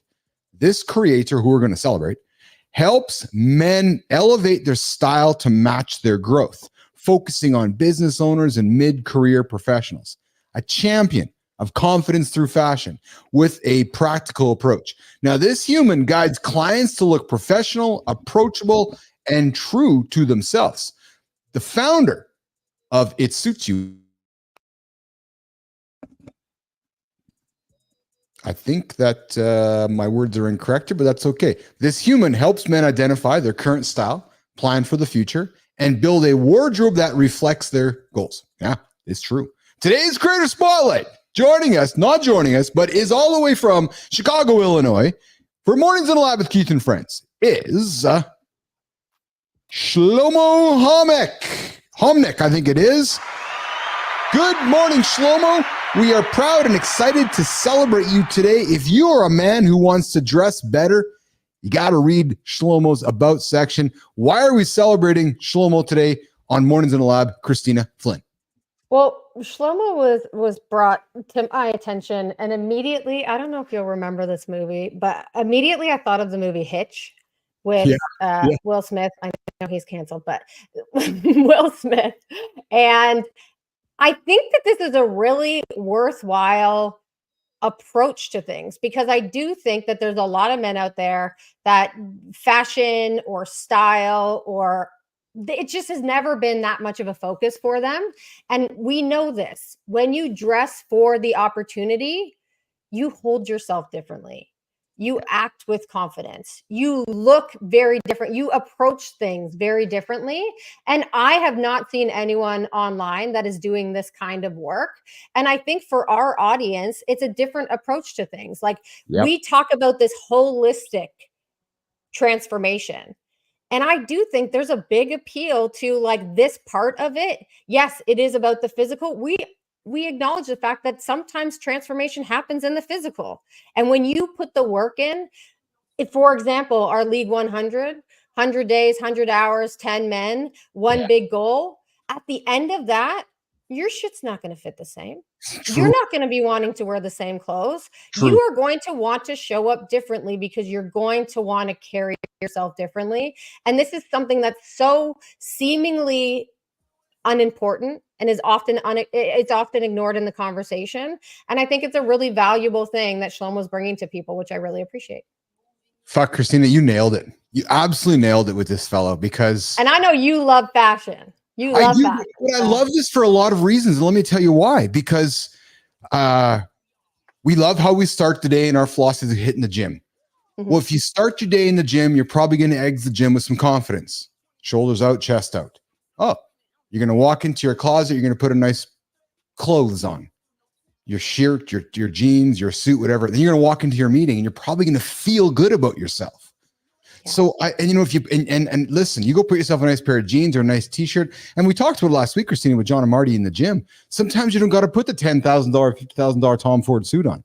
No, actually, go spend some time in the gym, eat good, healthy food. And you could show up in a situation with a nice pair of pants, a nice t-shirt, and maybe a jacket, and look like a gazillion bucks. But Shlomo starts it, right? So I like that. I like that you called it out, because it is something that we often forget about. And I really like the fact that you called it the League 100, because I guarantee you, man, you join this program, you are going to look different, feel different. Your clothes are going to feel different. It's you just want your closet to match, like Queer Eye for the Straight Guy, like Stacey and Clinton. We've talked about this before. People want to be like, oh, whatever, it's so superficial. It's not superficial, because we're not saying it needs to be a $10,000 Tom Ford suit. We're saying that you are going to want to carry yourself differently. And the last thing you want to do is look at your closet and say, this is the same old shit that got me in the situation that I didn't want to be in. And I think straight up, I didn't even find Shlomo. Shlomo was brought to us by Melissa, our team member. So I want to give shout outs to her there. But this is really important stuff. It doesn't have to be expensive, but you want to feel good. And when I think about my lowest times in my life, I was walking around in shitty sweats all the time. I was showing up to my kids' school being like, I don't give a fuck what I look like. And people just have to deal with it. But meanwhile, if I think about that moment when I wasn't getting dressed for work because I work at home, now I get dressed for work because I want to show up differently for myself. Now I want to present myself differently because I feel confident inside and I want that to radiate outwards as well. So I think this is critical stuff. I love it. And I reflect as we wrap this segment up, Christina. I had a fellow on Live in the Lab with Keith Bilous last year, and he was struggling with starting his business as an entrepreneur, and he was looking for confidence.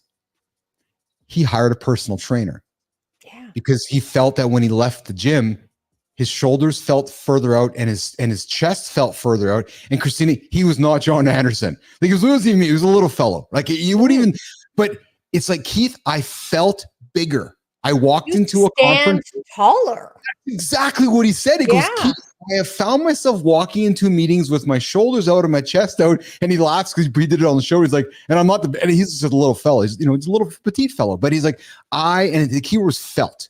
We're talking empathy today. I felt stronger. I felt more confident. And I love that. And that's what Shlomo's doing for the audience, right? And here's the thing that's interesting. Like if Shlomo came out and he told people he was selling confidence, no one would buy. And I know that firsthand because the stuff that I lean into in my work, I never used to call it personal branding. I used to call it discovering your personal story and gaining confidence. And it didn't fucking sell because people sometimes don't even know what they need. Yes, I'm selling confidence by understanding who you are and your origin story and all of that, how it contributes to who you are now. That's confidence. But people don't buy confidence. They need something tangible to it. And I love that Shlomo's saying, like, I'll give you something tangible. I'm going to rework your wardrobe. And that's going to give you confidence. And if that's what we need to get that step forward, dope. Let's do it. Yeah, I like that. Shlomo, come hang out with us in the lab. Come bring a new wardrobe. Let's come celebrate somebody in your orbit for the Community Corner Creator Spotlight. So Melissa, thanks for putting that one on the table. Christina, thanks for putting it out there. And the not obvious one, but I like that. I like that a lot. So, all right, let's go. Let's work towards wrapping the show up here. We'll do a little segment on business and branding. Jimmy, we're not going to send it to the full. We're not going to send it to the top here, but we're going to dig into it because I know that we have a topic we have had on the table for a week now, but it keeps being shuffled around. I don't even know if it's worth chatting about. I'm like, I don't even know if this is good, but you know what? The way that Keith and I talk, it'll evolve into what it'll evolve. Let's get into it. We want to talk about the foundation of your business. So, and actually it's good timing today because I know I'm in leveling up mode. It's time to level up. Right? Adam talked about leveling up and, as a visionary, and I really was tuning into what Adam was saying because I can relate to it. He's like, yeah, I can see way over there right now because I can too. And to those that can't, you're trying to find a way to help. It's a feeling that it's really hard to describe to other people. When you're not in it, but you can't always articulate when you have met it. But you're like, I just know. I know that this is the right place. I know that this is the right move. It's true because and Adam said it. I was talking with Adam about it yesterday, and it's true because there's this, and it's hard to even describe the skill, if I can even call it that, but it's seeing further out and then trying to get your colleagues to see there as well. And get them there. But it starts with the foundation of your business, right? And most entrepreneurs, in my experience anyways, are building on quicksand, right? Wondering why everything just keeps sinking. And if you keep doing the same thing over and over again, that's exactly what's going to happen. So in my experience as an entrepreneur, it's constant iteration. And you heard Adam earlier, last year was just test, iterate, right? But let's get down, Christina, into the 5 foundations most businesses are missing and why perhaps it's killing their growth. And I loved your first one. Number 1, stop playing business. And I'll add to it. As kids, we grow up, we play house, we play business. Gentlemen, men, you're starting your business today. It's not a hobby. No, stop treating it like a hobby. You might treat it like a hobby for a while because you're figuring shit out, but there comes a point where the light goes on. It's like, okay, nope, bing, bing, bing. Hobby's done. It's time to make it a business. Let's talk about this idea of stop playing business, Christina Flynn. When you hear this, what does that mean to you? Well, I think the direction that I want to take this is there's a lot of people that are entrepreneurs that don't have business degrees. Yes. I'm one of them. Right. And so when I got into business, I had a lot of preconceived notions as to what business was. And really, when I thought about me as an entrepreneur, I looked at the visionary, which is what I am. And I would find the team to do a lot of like the executing, not realizing like that comes in time. But in the beginning, it's you. And you have to figure all of that shit out. So not having any business acumen, not really having any financial acumen, it really hurt me because I kept trying to hit these grand slams, thinking that then I would have the financial resources to bring in the people I need. So I, in my opinion, was starting backwards. And I don't think that it's that uncommon for people that are like, I know I can think big, I can think big. And if we just convince the right people to buy into this actual solution, then I'll get the resources I need, and then I'll be able to start the foundation. So that's the direction I wanted to go with you for this one in particular, which is, yes, you need to have the vision, but also it doesn't matter, because if you nail that vision and things start moving really fucking quickly, which sometimes they do, you will collapse under the weight of that vision because you don't have the strong foundations that you need from a business perspective to be able to build. So talk to me a little bit about that. Continue to elaborate on your question. I want to go into like the tangible business things. Yeah. So I'm starting out. I want to do big things. Do I do an LLC? Do I become a sole proprietor? Do I get the bank account right away? Do I not get the bank account right away? Like things that really set you up. And at what point in time is the right time to be doing those? And what point in time is premature? I love this question. Here's the answer. Go sell something first. Great. And that's it. So anybody tuning in right now, stop going to your lawyer. Stop setting up your LLC. Stop setting up a company. Stop doing all of the administrative stuff. All that you're benefiting is your lawyer, your accountant, everybody else except for yourself. Stop. Go and sell something. Yeah, but Keith, I don't have Stripe set up. I don't care. Go sell something. Because you can add it to Stripe later. You can take credit card. You can take a check later. Go and convince somebody to say, here's my wallet. I want to buy from you. Yeah, but I don't have the foundation set up. I don't care, actually. Because if you can solve the problem for one person, you'll solve it again. Stop setting up the LLC. Stop setting up the company. Stop fucking finding your logo. Stop creating the name of the company. Stop building the business plan. Either test, iterate, and sell, but don't do anything else. Stop. That's the first thing. There is no foundation. The foundation of business is selling something first, solving a problem. And then everything else will happen. Go to your lawyer. 100%. I'm going to tell you something. I agree with you. I'm going to tell you something. Back when I was at ICUC, I'll never forget this conversation. We were working with a company out of Europe, a company called Spinvox. Back in the days, nation, when BlackBerry went, I'm going to date myself. You were able to get voicemails as a text message. Like, oh, really? Yes, we leave your voicemail come as a text message. Well, that was a money move, though. People needed that. Yeah. Well, back in the day, they had this technology platform that they disguised. It was actually human beings. So they were selling the world that it was actually tech doing it all, but they had a bunch of low-cost labor in Greece doing it all. Okay. I remember the call. Hey, Keith, can you guys moderate it multiple languages for this client? Yes. I just kept saying yes, yes, yes, yes, yes. They were going to pay us $35,000 a month, US. I had no bank account set up. Had no company set up. Had no structure set up.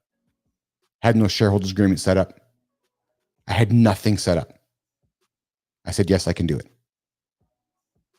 Then they sent me a check. After we started doing it, I gave them a contract. We sent them a check. The check sat in my truck for 2 months before we could cash it because we had to go get everything set up. That's it. There's no rocket science there. They're like, we have a problem. I can solve it. Okay, great. I didn't go to the lawyer first. I didn't go set up a company. I didn't go and patent my idea and go, oh, I got this idea. Someone's going to steal it. Really? No, I just went and solved the fucking problem. That's it. That's it. Flynn, you're muted. fucking Go ahead. Here's the key difference that I'll make though. And I want to dive into this. Yes.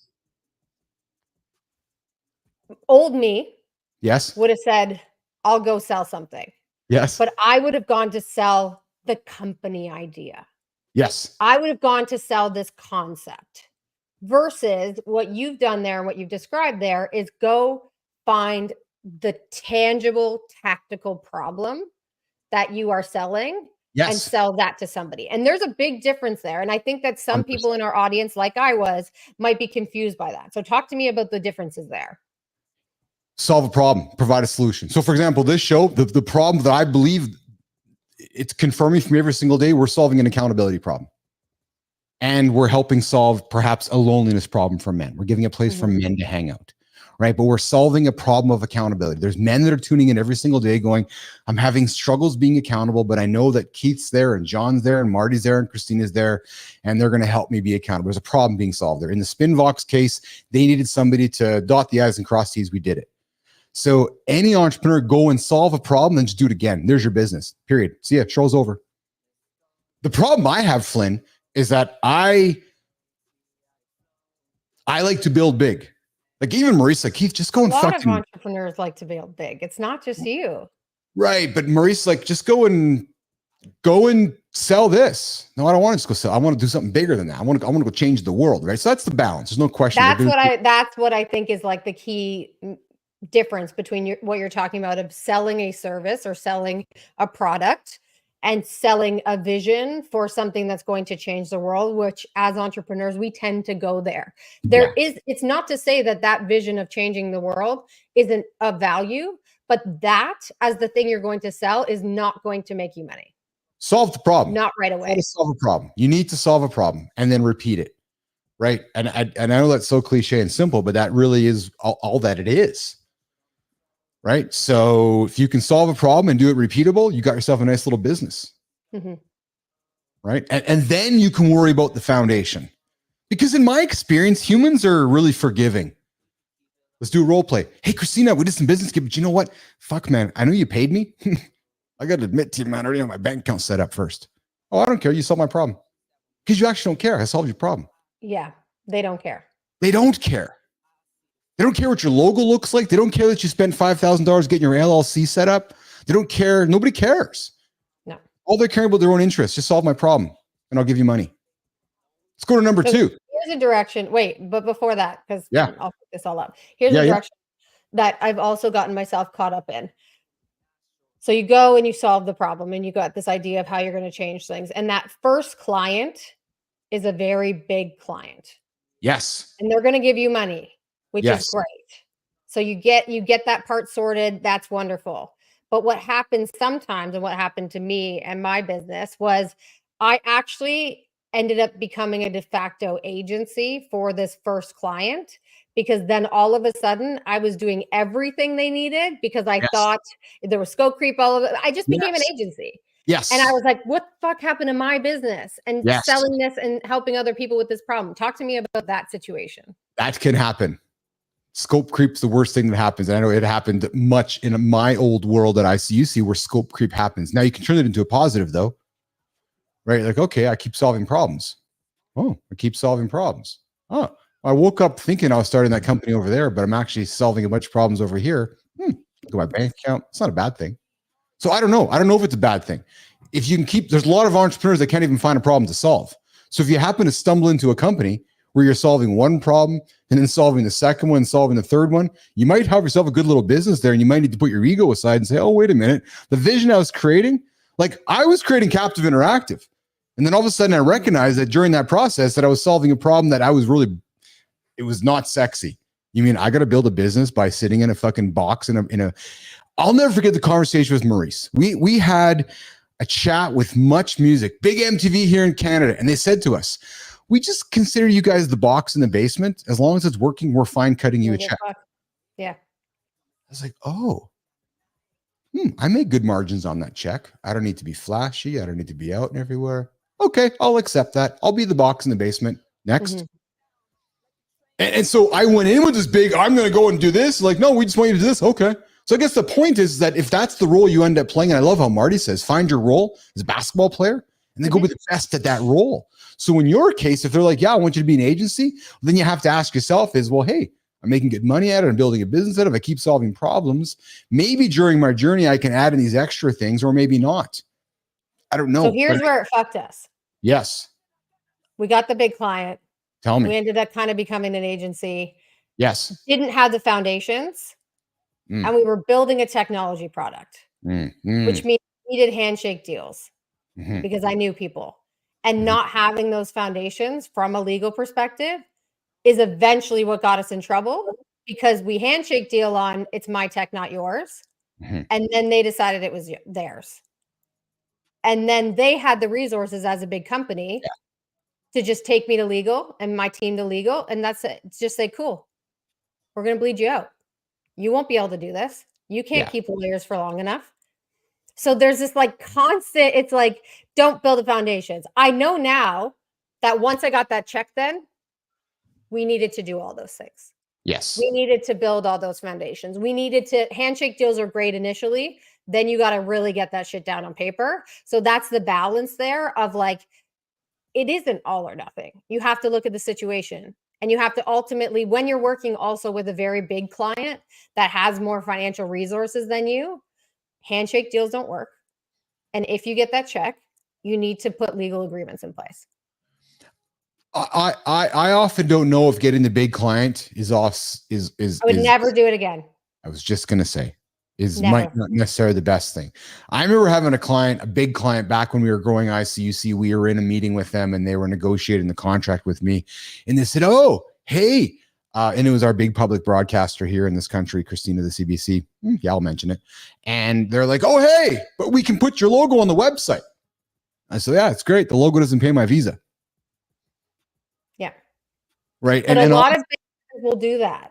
A lot of big brands will say, yes, I'll give you this first one.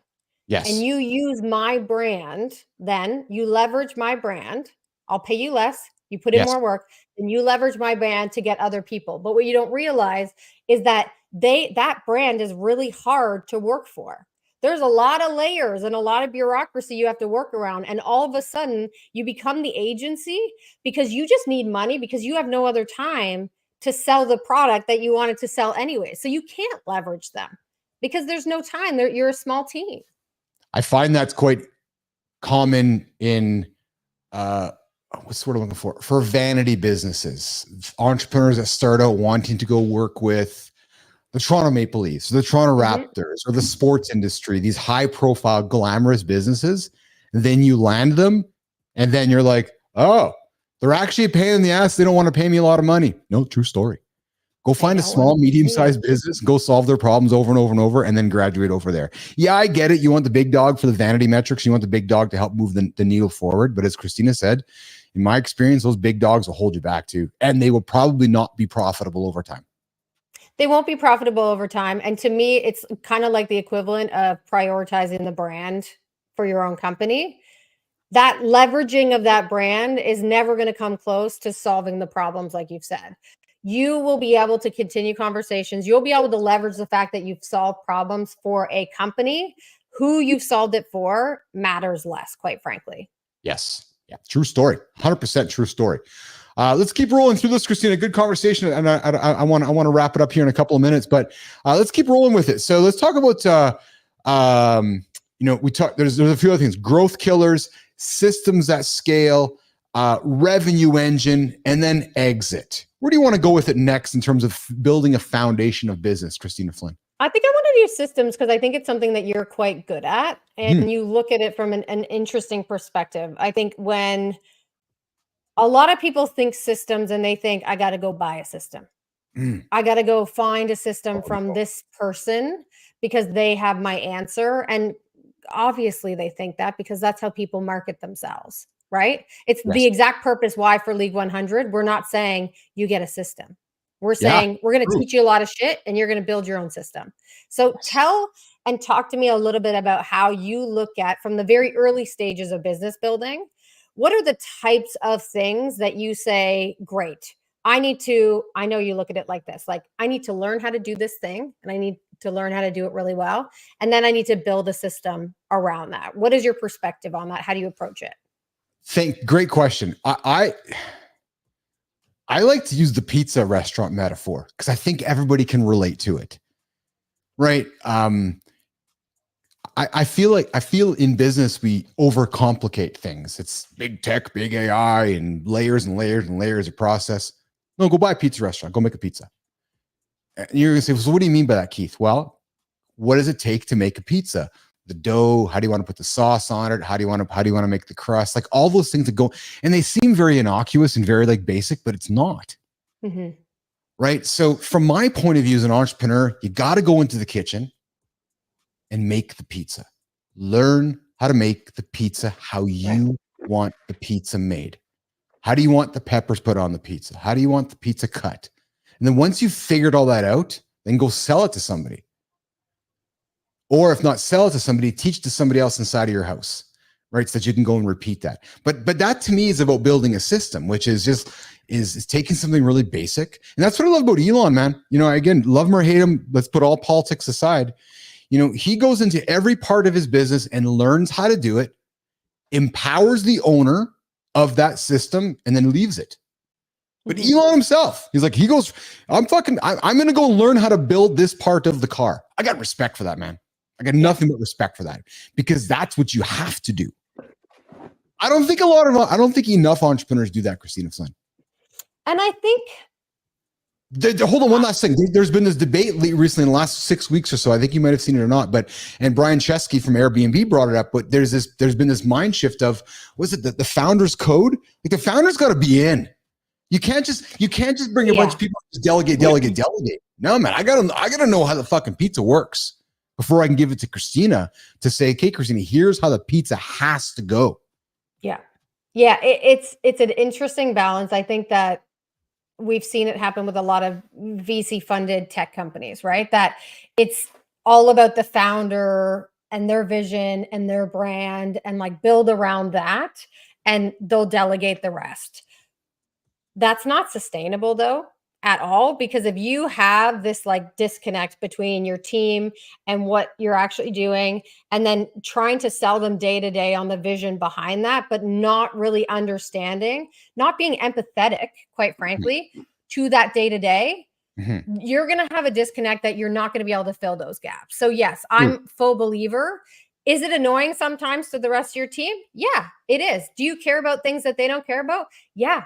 But that's why you're the founder. I'll never forget. I don't know why, but I never forget. I watched the documentary on A$AP Rocky, and they talked about he has this like monotony to the way that he looks at his show, and he's obsessive over it.